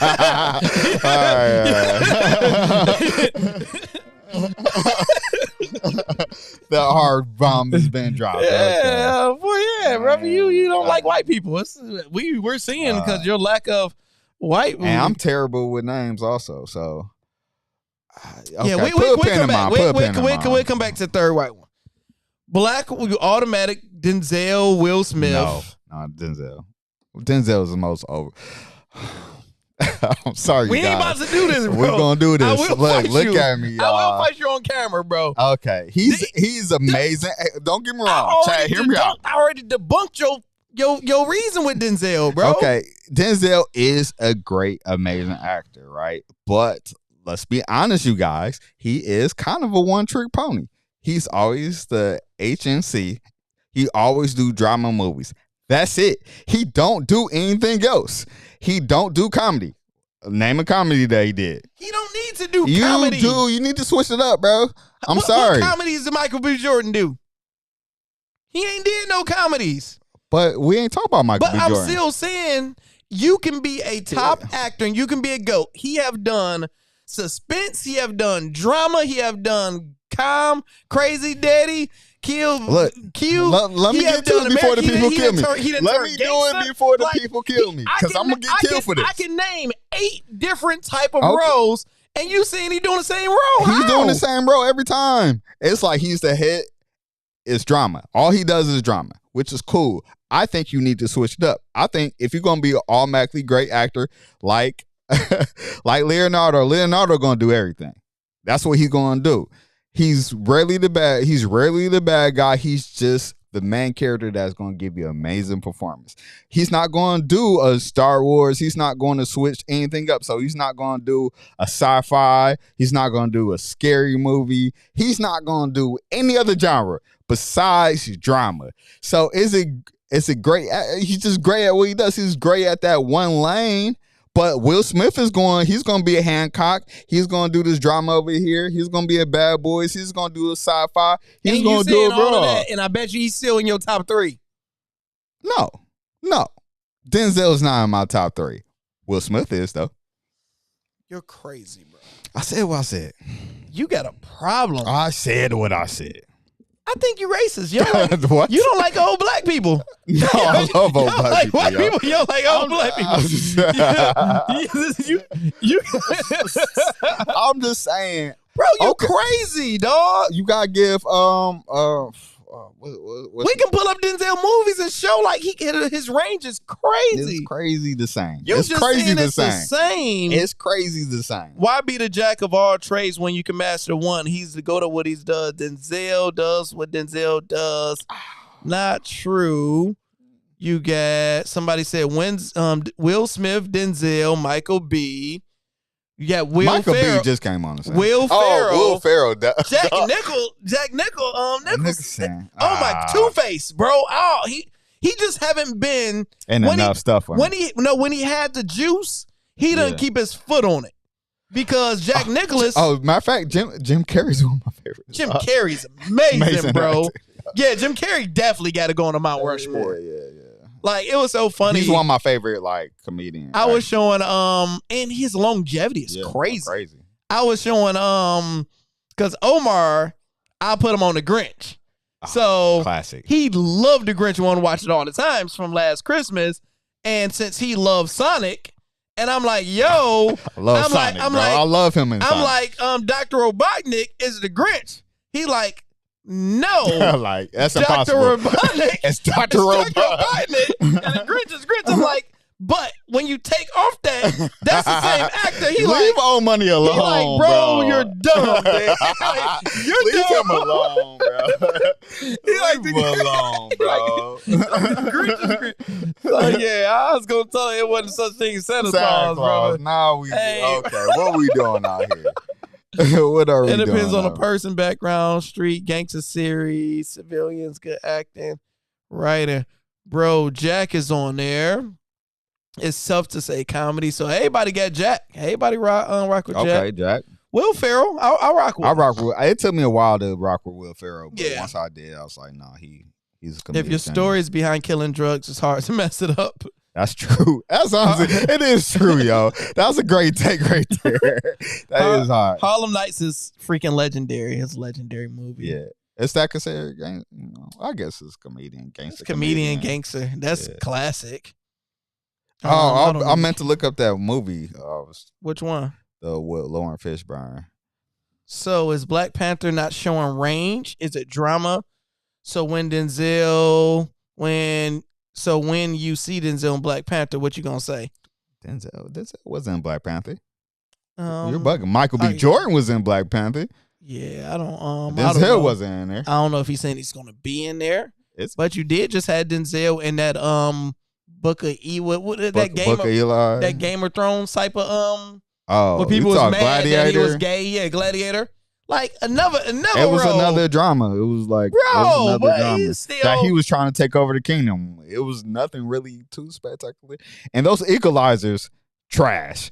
Equalizers was trash. What's the difference between Man on Fire and Equalizer? like, let's talk about it. Like, what's the difference between Equalizer and Man on Fire? And honestly, okay. Them Equalizers go hard. Them Equalizers was trash. Man on Fire is way better than Equalizer. Equalizers go hard. And you're crazy. Don't get me wrong. If they make another Equalizer, you're going to be watching. Definitely not. I was so mad at the last one. I was halfway sleeping that thing. But, y'all eventually going to feel what I'm saying. Morgan Freeman or no? Morgan Freeman is not, we don't consider him a good actor. No disrespect. No. He's just an iconic. He's just an iconic figure. Iconic figure in the black community of acting, and his voice is perfect for what he do. Huh? Eddie Murphy, yo. Oh my god. I'm saying he's Eddie's there. But thing is, cause Samuel got to be on the Mount Rushmore, bro. Yeah, so it's like for sure. So it's like Will, Samuel, Eddie, and Denzel. You know he's on there. You know he's on there. He's the best drama actor of all time. He's on there. Okay, so I'm not gonna go against that. He's the best drama actor. Okay, that one lane. Look at me, y'all. Drama actor. Two Guns with Denzel and Mark Wahlberg is kind of a comedy and good movie. I don't remember Two Guns. No, exactly. Nobody remembers Two Guns. But I know what you're talking about, but nobody remembers it. But so it barely counts. He's saying the next Black Panther, he's going to be in it, and okay. He said, but we still got to see it because we know he's going to be in it and he's going to do what he do. He's going to do it. He's going to be Denzel in Black Panther. It's not like what else is going to be in there besides trying to take over the world? Like Jake, don't touch that vibranium, Jake. I need that. Yeah, he's going to turn up. But he's saying, I think he said, Denzel said he got like a few more movies in him and he about to retire. Yeah, I mean, I could see it because one, he's done all the same characters, so I mean, did everything. Nothing else. He's getting older, and he's beating up people. But are you not scared of Denzel? Denzel ain't gonna beat you up, bro. For the fighting movies, you're gonna be like, bruh, the stomach getting a little bit. I'm sorry, y'all. I don't mean the Denzel. He is an iconic figure. Denzel, if you watch this, bro, I'm sorry, bro. You are an amazing actor. Don't invite you to anything. Only me. You are an amazing actor. I'm just saying, I wish I would see you in other things. I would wish that I could see you in a sci-fi comedy or just something different. I wish I could see you in those lights to see how you would perform. That's mostly what I'm trying to say. Overrated? Wahlberg is definitely overrated. No, or because he got the thing is, he finally showed me his range. And he took the next step on the movie Mars, I believe. Oh, I haven't seen Mars is when he's by himself, stuck on Mars, and that showed me his range, and he went to the next level with me. But he got an iconic voice, iconic look. I don't think his acting, like he just got the Boston swag type of deal. I don't think nobody kind of puts him up there like that. So for him to be overrated, I'll never hear nobody saying that he's their favorite actor or anything like that. He's just a good actor. Yeah, he's just a good actor. He's just a good actor. And Hoodlum is the movie I was trying to think of. Hoodlum? With Lauren Fishburne. Yeah, I ain't never. It was about Bumpy Johnson, basically. Okay. It was an amazing movie. Finally, somebody said it. What? For me, Keanu Reeves is underrated. But what movies? That's what I'm saying. What movies have he been in though? He been Matrix. Nigga. I'm saying I like his movies. Okay. You can't say his movies and just give us one that came out 30 years ago, bro. John Wick's. This is like 10 and up. He's been in the bus movie with the speed. Only thing I can think of is John Wick and Matrix. He been in other stuff too. Now I'll name others. I can't. Which one you just named? I said Speed. He was in Speed. He was. Was he? Yeah, he was the main actor. Sure. That's when you take the pills and. No, that's with the fast bus. It's called Speed, I think. He was in other stuff that I like. Right. I like his movies, yo. I'm not saying he's the best actor, but I like his movies. That's all I'm trying to say. He's entertaining. He was in Constantine. Bam. I don't know if I seen Constantine. Yeah, you had where he was when he was trying to broker it was heaven and hell versus each other. No, never seen that. Oh, okay. It was an amazing movie. It's amazing. It's on Netflix. Not saying he's a top just the fact and everything, but I don't like his acting. He's talking about Wahlberg, I believe. Okay. But that's like you said, take different routes. Yes, he was in that movie in 1994. Dang, see? Talk to me now. Speak. Okay. All right. I give you that. Constantine was amazing. 42. I won't talk to me. Constantine. Devil's Advocate. John Yeah, Wick. I ain't. See, I ain't. really good movies. Okay, what y'all think about Johnny Depp?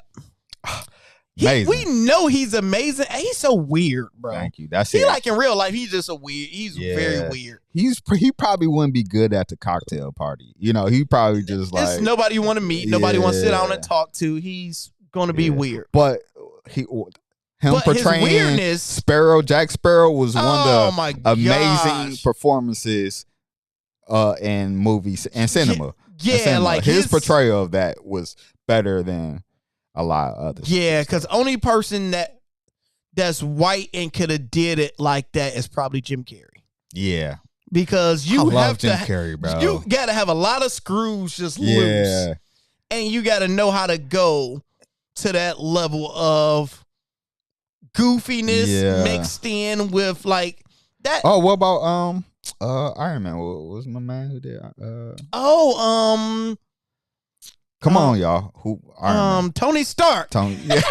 Dog, don't give me his. I'm not with you right now, yo. What's my man name that they got mad he did blackface in that movie? Which was the most greatest, one of the best performances. When we talk, see, that's range, y'all. Oh my goodness, I love him for that, yo. That was great. It was an amazing performance. That was an amazing movie. Tropic Thunder was amazing comedy. It's definitely one of my favorites. We're gonna drop a bomb. We've been dropping. What's Tony Stark's name, y'all? Come on, y'all. What's his name? We all know his name. I can't think it. Johnny was good for his time. Yeah, he was good for his time. You know, now he just chill, and he probably makes so much money off of Do you know who used to be one of my favorite? Forrest Whitaker. Actors? Forrest Whitaker is. Yeah, I don't like him. He's not a but star. He's not a bad actor. I just don't like him for some reason. It's nothing that he starred in, and I was like, "Woo, he did amazing." He's like, I love the movie Great Vader. He ain't do no crazy acting. Cool. But you're cool. I'm mad that y'all haven't told me his name because I don't want to have to Google it. Y'all know it. Y'all know who the hell is Tony Stark and Iron Man. Why we got to think of his name, bro? What is going on? We are failing right now. I'm mad nobody ain't say it. Oh, lazy eye. See, y'all still talking about y'all don't know it either. Dang. Oh, hell. That's brutal. We failing, y'all. We failing as a chat right now, yo. Yeah, this is a terrible chat we got going on because this is brutal. All right. Now I gotta look it up. Yeah, now we gotta do work. It's messing up the flow of the chat because we gotta think of it.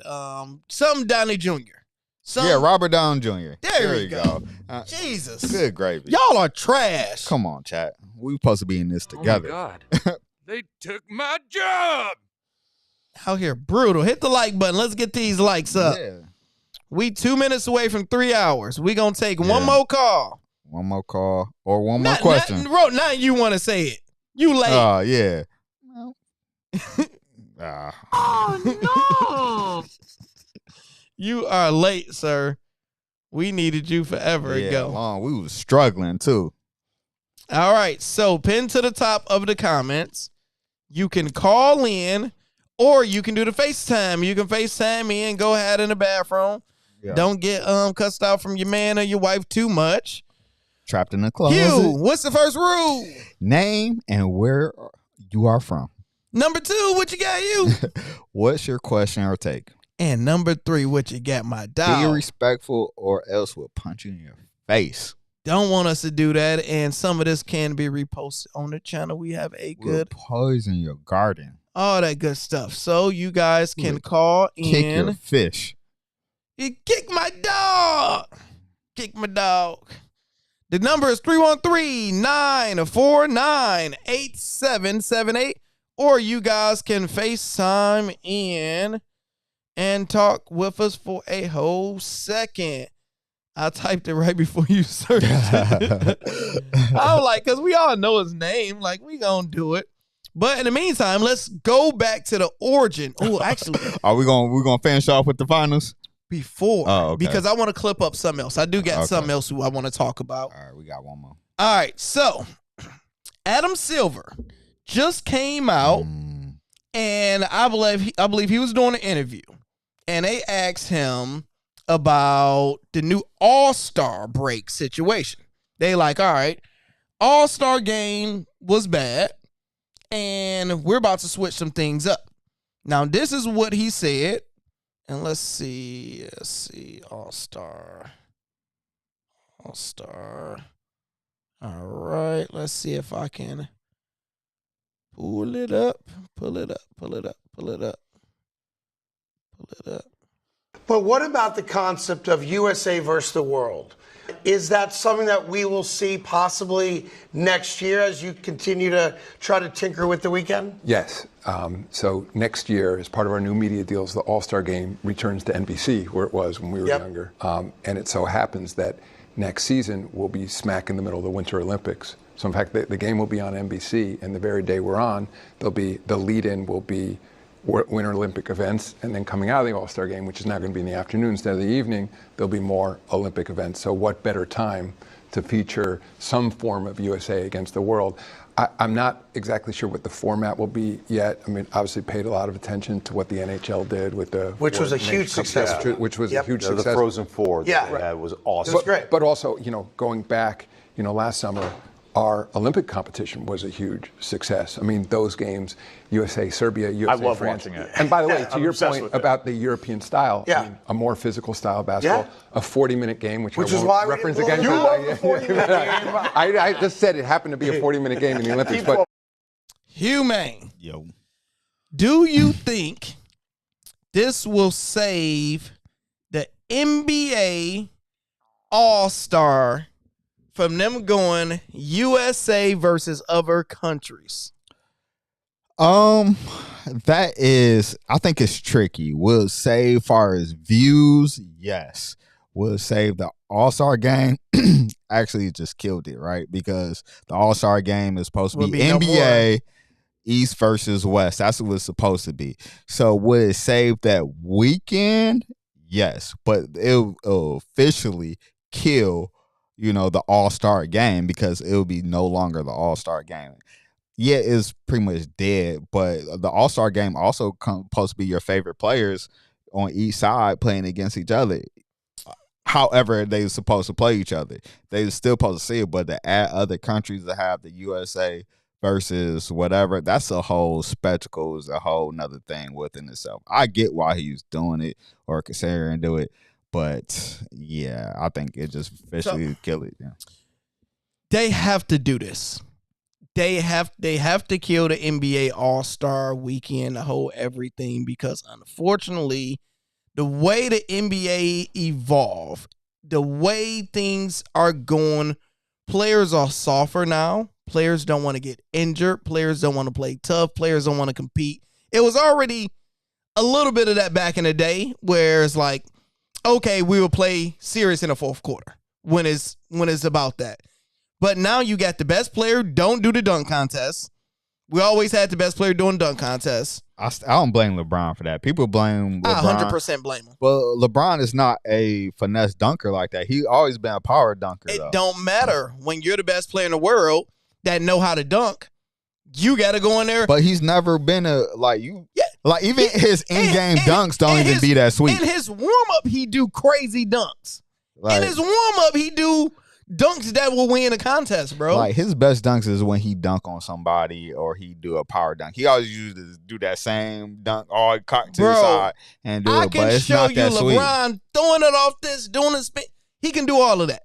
Okay. He do it doing warm-ups. So LeBron did kill it. But they have to do exactly what hockey did and steal their format.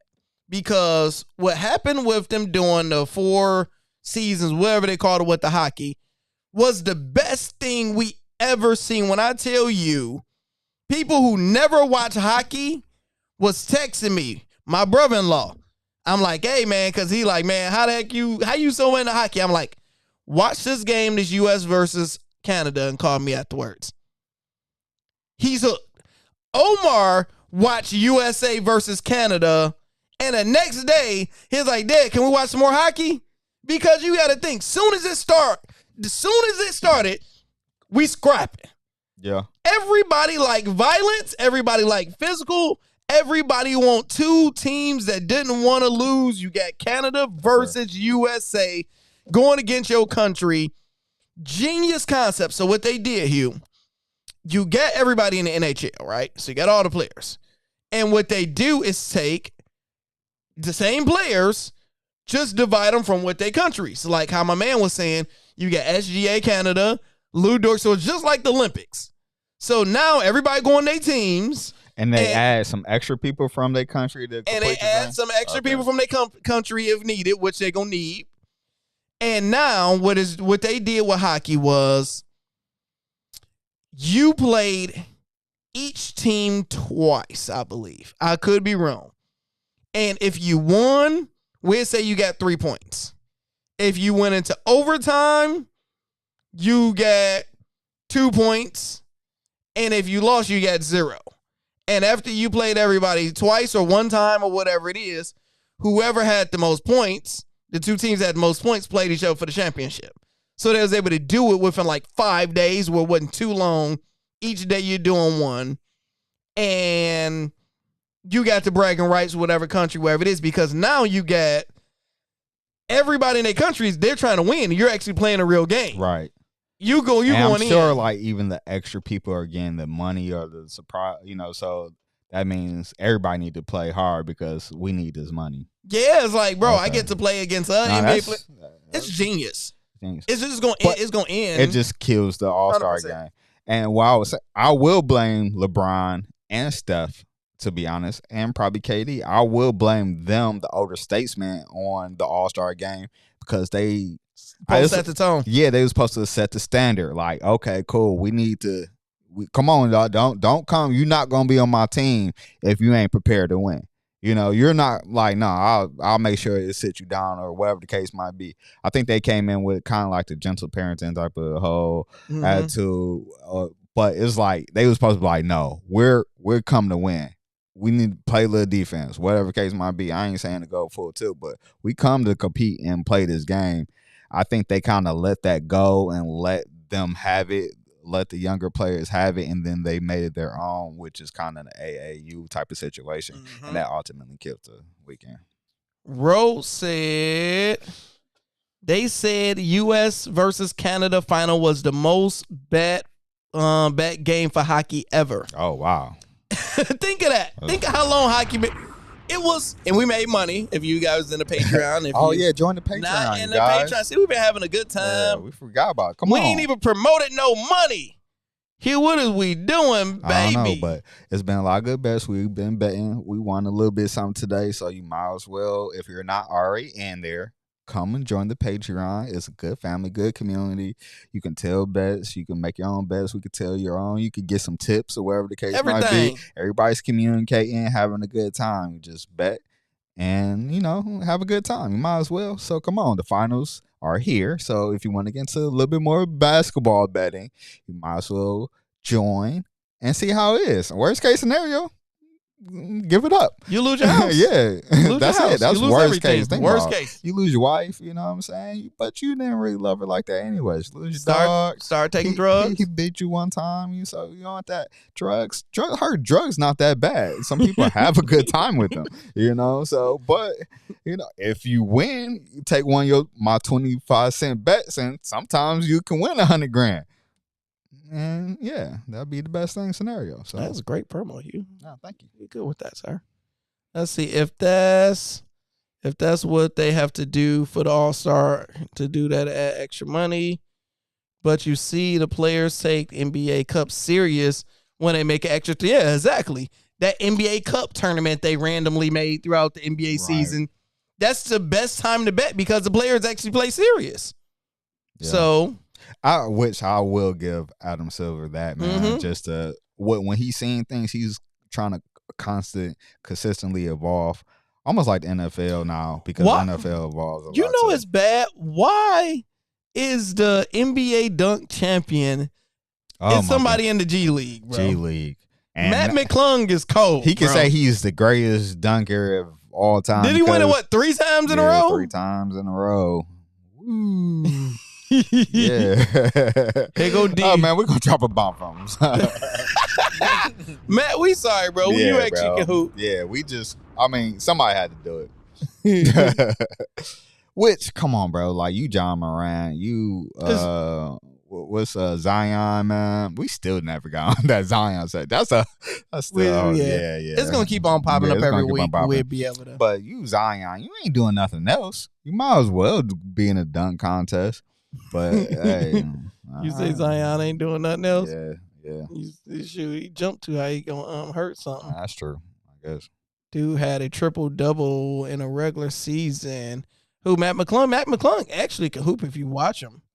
He's actually in the G League. Bro? Yep, for Orlando Magic. But that's what they saying about Bronny is like he's balling, doing what he doing in the G League. We just gotta see it in the NBA, right? Yep. Once they get more time, get more opportunities. Yeah. Once they gave him some time, he did good. Last caller, call in 313-949-8778. He said, "Do you agree? Do I agree with? I think these next young stars, the All-Star game, could be fun again. So you like if you use them, but we don't really watch the young stars or care about them, right? Too much. Yet. They still have to make a name for themselves. Yeah, because remember, they was doing the rookies game, like the little rookie games. That was the young stars, but nobody really watched it. Yeah, and nobody really consistently watched it ever, no matter who was in it. We never really watched it because it was a terrible time. They always started off the weekend. It was like Friday, and nobody pays attention until like Saturday. Anything so until like the real thing. Oh, Matt McClung, he's on Matt McClung on 76ers regular season had a triple-double. Did he? So he made the 76ers real roster? Bro, I bet every single day. I don't think I ever seen no damn Matt McClung. Hold on, bro. Let me confirm this now. You say you ain't gonna let him get away with that? No. If you right, you right. XCL, you know it's bad. They don't even get his name. I don't even get his name. Who the hell is that? Bro, a homeless man popped up. A famous homeless man popped up. Let me try this. G League. Matt. Why is it? We don't know how to spell his name. McClung? Okay, there we go. Let's try this. Okay, so I think I got his name right now. There we go. All right, let's see. Damn, buddy, been around. Like Tupac. Round and round, round we go. So let's say he's playing for Magic G League team, like I said. That was in 2023. So, man, what you talking about 70? Man, I knew you was on that bull jive, Skip. It ain't no... He talking about 76ers. He got a triple-double. Hugh, he ain't played for the 76ers since 2023. Man, yeah, you on that bull jive. I see. That's why you got to check some of y'all, cause I that sound like you was on some on that. Let's see. This D call up. D, what up, though? Yo, quick question. This one for you. What's up? You's the baseball man, so I want to know. You say he used the baseball man or football? I'm everything. Thank you. I thought you said he was the baseball man. Hell no. All right, man. I get down with baseball. Well, what's the question, D, man? Don't let him. What would be your top 3 pitchers that you would put together in a parlay? Pitchers? Yeah. Okay, you're right. Lando was right because I want to know that. The top 3 pitchers I would put. If you would say top 3 baseball movies, then I got you. So you can't even get the white actors together. You come on. Man. Yeah. Look, I did. I said what was my Leonardo. Then I got my boy, the comedian guy. Yeah, look, brother, you at least should know one pitcher, Hugh. Yeah. I know one pitcher, the best in the league. Play for Detroit. Yeah, what's his name? I forgot. You got at least supposed to say I'm him. on finals mode. That's what my brain is. Tyreek Skubal. Scooby, yep. So I'm just gonna say that. So Tyreek is going to be number one because he's a GOAT. He's the best pitcher in the game. What's his name? Well, he ain't pitching this year. Ohtani. That's Tony. Yeah, Ohtani. He ain't pitched the last 2 years because once he hurt his arm, it was right. And that's crazy that if he pitched, he'd be a top 3 pitcher. Think of that. Think of how good he is hitting. Is Scherzer still in the league? Matt Scherzer? Yeah. He's not playing. I think he hurt himself in an off season because he haven't played this year. Matt Scherzer, what's wrong with him? I know he's old. Probably just old. Verlander is still playing. Verlander. I think he went back to Houston. Verlander did for the check, man. Fuck this shit. Man, Verlander, man. He didn't give us nothing. Crazy. He Matthew Stafford us. He definitely did. He went to a whole nother game. Scherzer over there on the Blue Jays. Oh. Ain't played one game. Yeah, listen. Respect that man and his hustle. He already got. I think he's getting paid. I think they was talking about he's getting paid by like 3 teams right now. Scherzer? Yeah. Let's see. I would not be surprised. On February 4th, he signed a 1-year deal. Just 1 year. $15.5 million with the Blue Jays. He was placed on injury list on the 30th with a right thumb inflammation. What? So his right thumb ain't thumbing. Oh my goodness. And he making $15 million. We chose the wrong sport, bro. You gotta stop messing with them dirty ones, man. He said, I ain't got no time for them. Yeah, I'm gonna put my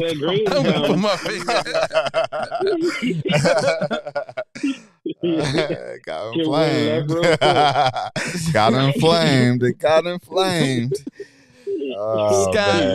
Skynes, or however you say his name. I don't trust him. I don't bet on him too much. I don't trust him. Did somebody just say Rowney Jr.? I asked him a year ago. Yeah. Y'all must be watching this like an hour late. Like Tupac is insane. Know what I'm saying? Back then. But to piggyback off of what you were saying with the whole NBA and the All-Star, I think personally they should do it like how they do the in-season, but just make it a 2-day tournament, similar to what the hockey did, and that's it.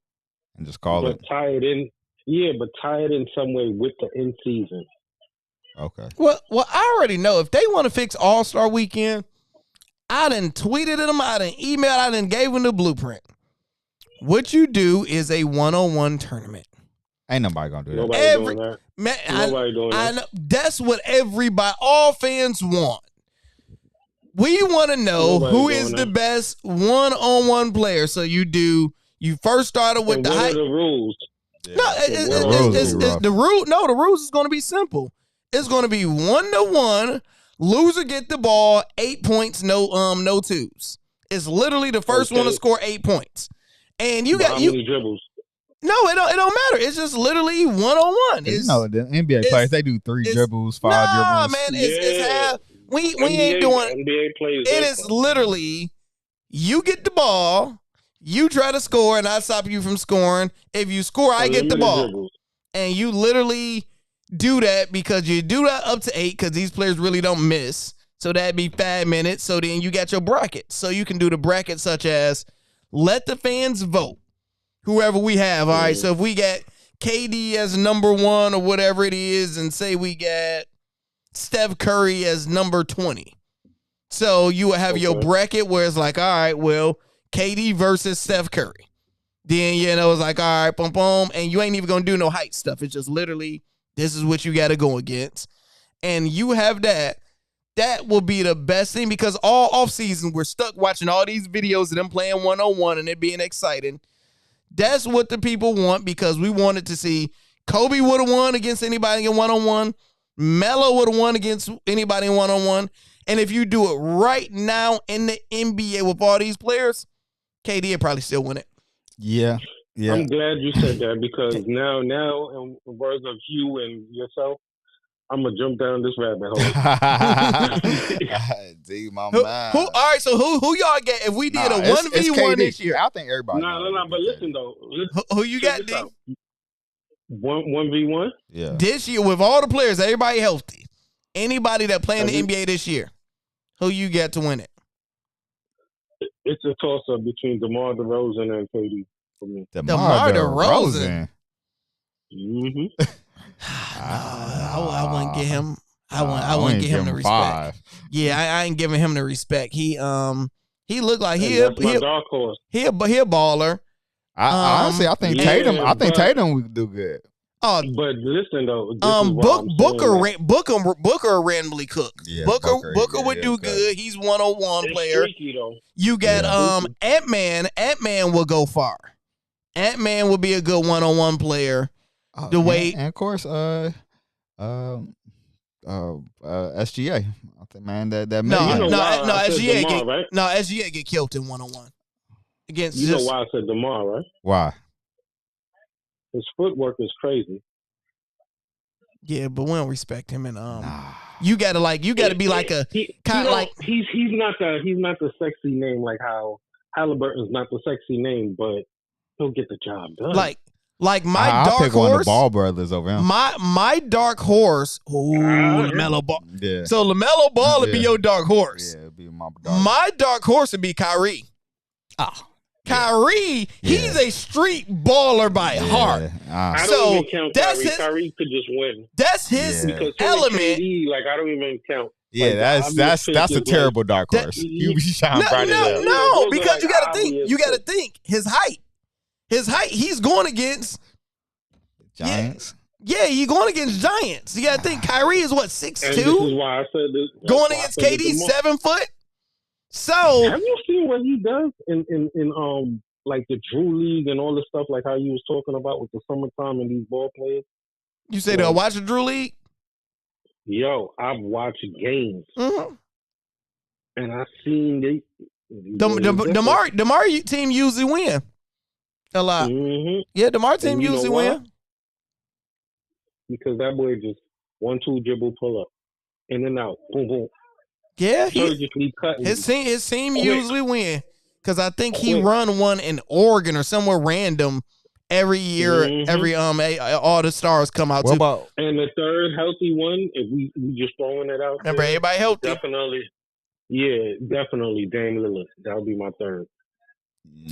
No, Dame would be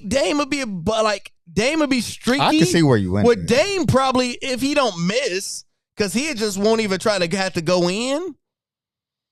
Because for me, you gotta think about it like this: they're gonna be fearful of him driving, right? So they're gonna. But if you're somebody like as long as that's why it's so hard for KD to Luke, because KD can do everything and you can't block him. KD. That's why you can't block him. You can't block him, and he can let you go to the rim and he'll still block you. Man, Wemby destroy everybody.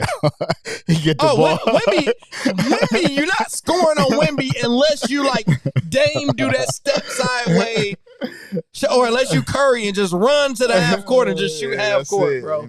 Because nobody's scoring on Wemby. Nobody's scoring on Wemby, but the problem is Wemby wouldn't be able to score consistently. Because once you put defense on him and he have to shoot it, you'll just get rebounds. How you gonna get that high? Yeah. No, I'm saying because Wemby is not going to be as efficient with scoring. If you go up and shoot, you can't. He's going to miss some. He's going to miss some. Real quick, and I want your opinion on it real quick. Two things to ask you. One, with the whole Tatum injury right now. Yep. I don't know why, but I hope him and Melo team up and work out once he starts getting better. Melo? Like Carmelo Anthony. Interesting. What do you mean? Randomly, if Carmelo, hold on. Randomly, if Carmelo right now today, with all these players entered 1-on-1, he'll probably make it close to the finals. He's one of the best 1-on-1. Like even right now, Raw, he's just a walking bucket, bro. Okay, what do you mean work with far as his offensive game? Like train with him? That's what you mean? Right. So, yes, because think about this for a second, right? Tatum, before this injury, He's nice. He's cold. Mm-hmm. Don't get it wrong. But I feel he does too much dribbles. He's not precise with his movement. You get what I'm saying? I understand that. I understand get what you're that. saying. He ain't doing that 1, 2, 3. It takes him too long. It takes him too long. I feel like he's wasting way too much energy for that size. Okay. I'm with you. We're like, yo, he's now. It was like now he's starting to come into his bag of like, if he got a small dude, you'll put him in the post. He started doing the pinch actions, get him in the elbow and doing all of that. It's just now you're starting to see that, right? Because back then, before, he couldn't do that because he didn't have the muscle or the size. Now he put the size on, he was slowly coming along. So now this is why I said I don't understand why him and Melo never linked up. And they are both from Jordan Brand. And I'm like, yo, if he was with Melo and just show him how to operate in tight double situations, which he gets double all the time, with this playmaking skills that he has developed, he's a problem. By then, now he's going to be in the SGA category of like, yo, he's snubbed. Yeah, because you might be right because it's something about Tatum that's just missing. It's just something missing where it's like we know his 3 years out cold. He can dominate and take over the game. He's a bucket getter. It's just something. Jason Tatum is the J. Cole of the NBA. Like, I agree. I hate to slander my light-skinned community brothers, but it's all right. But you doing it, not me and Lando. So go ahead, brother. Continue on, brother. I'll talk to him at the next convention, the next committee. But he's basically J. Cole. You can do it. Yeah, he's the J. Cole of the NBA. What do you mean by that? They're both great in their own right. They both can hold their own right. But when it comes down to that X factor, almost like Ant would be Kendrick Lamar, it's just something about him, that you just like, that feisty or whatever the case might be. And when it comes down to big moments, he's going to rise up. It's just something about that's the only thing. Like, if he could operate in like a closet space motion, like how Carmelo used to do, right? That will give the fear factor and it will eliminate half of that double team and shit that he's getting. Like, yo, and they both can be born. But I think it's just but it's just a mentality problem. They mentality when trouble comes up, because it don't create it don't create fear. Yeah, it doesn't create fear. Because the thing is, you got to think how many times we've seen before they won the championship, the 2 years before. Remember when it was like Boston against whoever it is, and Tatum had like 4 points and had like 8 points in the game. Draymond told him, and Draymond told him, you was the reason why we won. Yeah, it's like it's impossible for you to be him and not be at least getting 25. On a bad game, you shoot a zillion time to get 25. You can't be getting under 10 points and you're so Jason when it Tatum. comes down to beef, he out. Just like J. Cole was, dog. You want some of this stuff, man? No. When it comes down to beef, he out, and they both kind of boring sometimes. No disrespect to either one. Yeah, they great, he's but square. They could be. He's square. He just go to work, go home. Go to work, go home. You're not going to get that star power from them, even though they are star talent. Bam. That's what I'll put it. Yeah. I think y'all light-skinned brothers get it tough, bro. Steph was the only light-skinned star that made it to superstardom and knew how to handle it, bro. Steph is like the only one that like have that killer. What other light-skinned brother like it supposed been Devin Booker. Devin Booker supposed been next. Devin Booker gives. And he just Clay was that. dropped. Clay was that before the injury. Clay was that. Yeah, Clay. Mama call him Clay. I'm gonna call him Clay. So I'm gonna call him Clay. I'm gonna call him Clay. Clay was that before the injury. Tim Duncan. Was guarding up. Tim Duncan was light. Oh yeah, Tim Duncan was cold with it. He gonna take you out the game now. He was cold. He was a silent killer. Do we put New Orleans AD in there with the unibrow, just one straight brow? Man, he ain't had no faith. I had no faith. I was so high on AD. I was right though. Yeah, I was so high on AD going to the Lakers because I'm like, New Orleans AD. Remember, he was dropping like 40 and 22 every other game.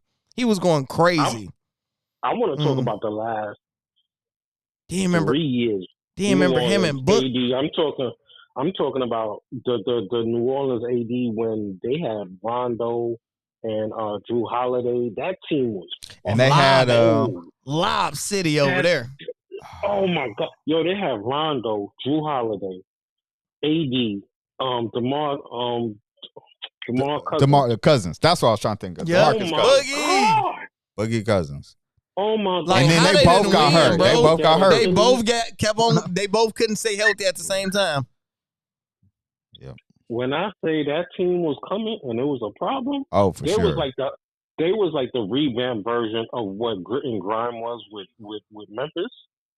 But way more better polished offense. And with the attitude, man, I love Cousins, man. Cousins, I just wish he didn't get injured out the league like that, because he was definitely a show to watch. People don't give him credit, man. That's one of my favorites to watch. Yeah. Like, yo, Boogie was Boogie, and that Cousins. name fits him. He still could be in the NBA right now. It's just don't like older players. They don't like older players, and they don't like his mentality. They don't like him because he just won a championship in Shanghai, dropping 40 points last year. He'll challenge management or the coach, and nobody wants that. I think that's what it is. To be honest with you, it's the politics behind the game. Yeah, because even like Dwight, we know Dwight still could help out a team, but they just blackballed him. We could run on 15 teams. The Lakers needed him ever since they let him go. Man, that Lakers, the fact that they didn't run that Lakers squad back off a championship was crazy. Well, that's a whole nother rabbit hole we could jump down. Yeah, they are very fugazi with that. Jamar said, I kind of agree with Lando. I think more stars would be inclined to play one-on-one. He said nobody is going to beat KD, and Kyrie, he's for sure another one, definitely. 1 year, $15 million. We got to start putting our kids in baseball. Facts. Like, I'll take old money to the park myself. Like, hey, let's work on your love. Man. It needs to go far. You can take him right there to the bowling. Yeah. It's the same. He going to get some bread out of that too, man. Forget football. You could play 15, 20 years at baseball. Yeah, like I say, I think Scherzer getting paid by like 3 teams right now. And the injuries, it's just like, injuries ain't injuries. And you could be fat. And you can be fat. And make bread. They like definitely be fat. You see my man V-Live just caught a bag, and look how he looks. Which I finally heard a MLB player talk about that. It was like they prefer more fat than muscle because they said that you can't pull fat, you could pull muscle. That sounds like some fat people. It sounds like some fat things to say. We're gonna talk about that. Thanksgiving dinner. That's something a fat person made up. I keep my hips because it was meant like it. Like, nah. Yeah. So this is the last question I got for y'all. Right? Celtics. Who's moving? Nobody right. Well, I don't think nobody moving right now. Just because they lost Tatum, they're gonna try to keep everybody so they can. It's gonna look very weird, because it's so much opportunity for a player like Derek White. He's gonna have a new role to score more. I think he stays. Peyton Pritchard, he's gonna have a role, and I think in the offseason, in the middle of the season, because they're gonna try it without Tatum. And they're going to have a losing record, or they're not going to be, they're going to be right on the cuff of trying to be like a playoff team, right?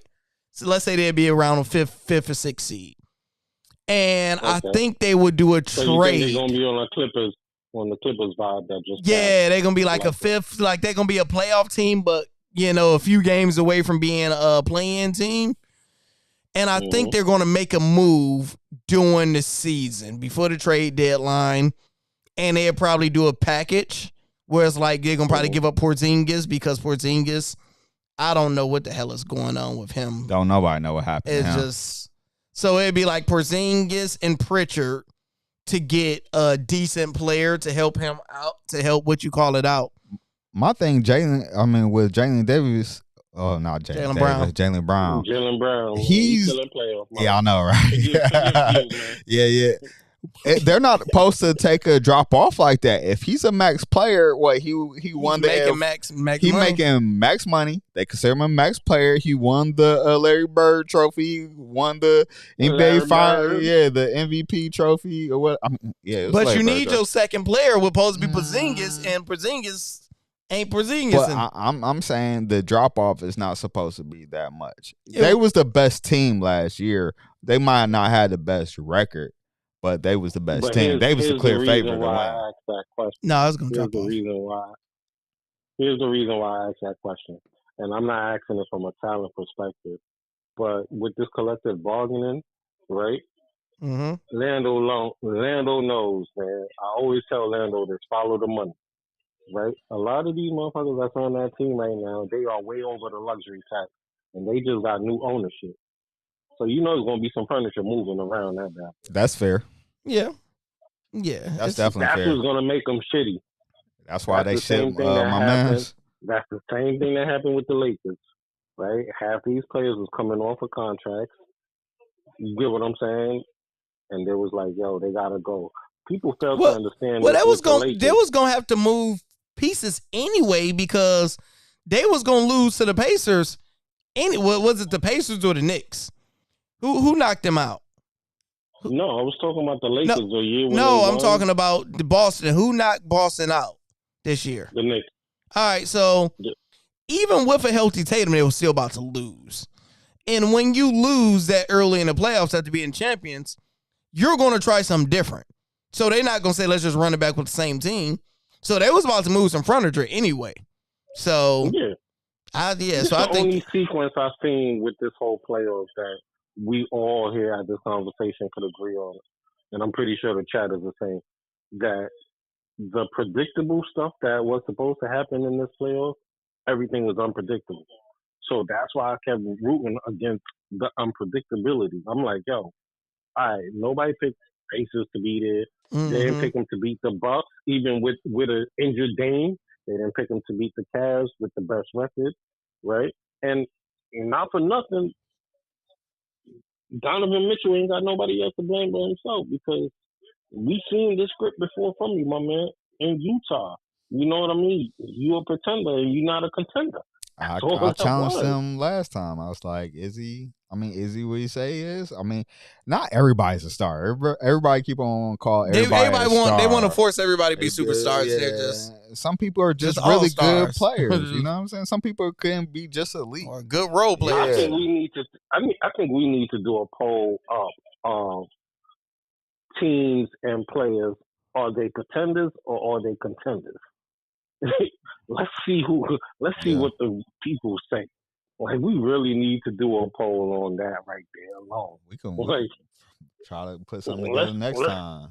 Yeah, let's see who's or even players. Pretender. Because I want to clear out. I want to clear out this whole superstar to star thing. Well, you gotta. We'll be here for a whole another hour. Because everybody have a different definition than a superstar. Everybody's definition is different. You got a whole clip that he just want to unload. He like, yo, fuck this, man. Everybody getting the straight. Hey, man, look, you know I'm it might not be a popular opinion, but you know I'm gonna say it though.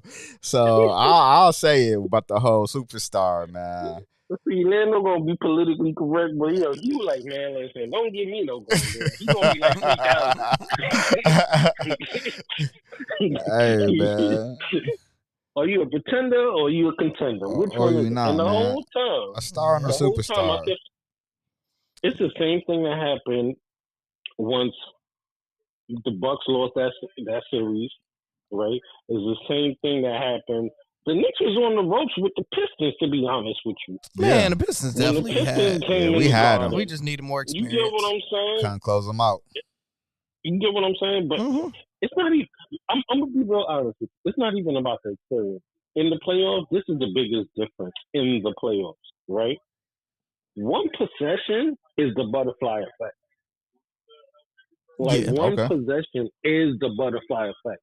Like, you could be a shitty team, but if you cooking with grease at the right time, you might look up and get a ring.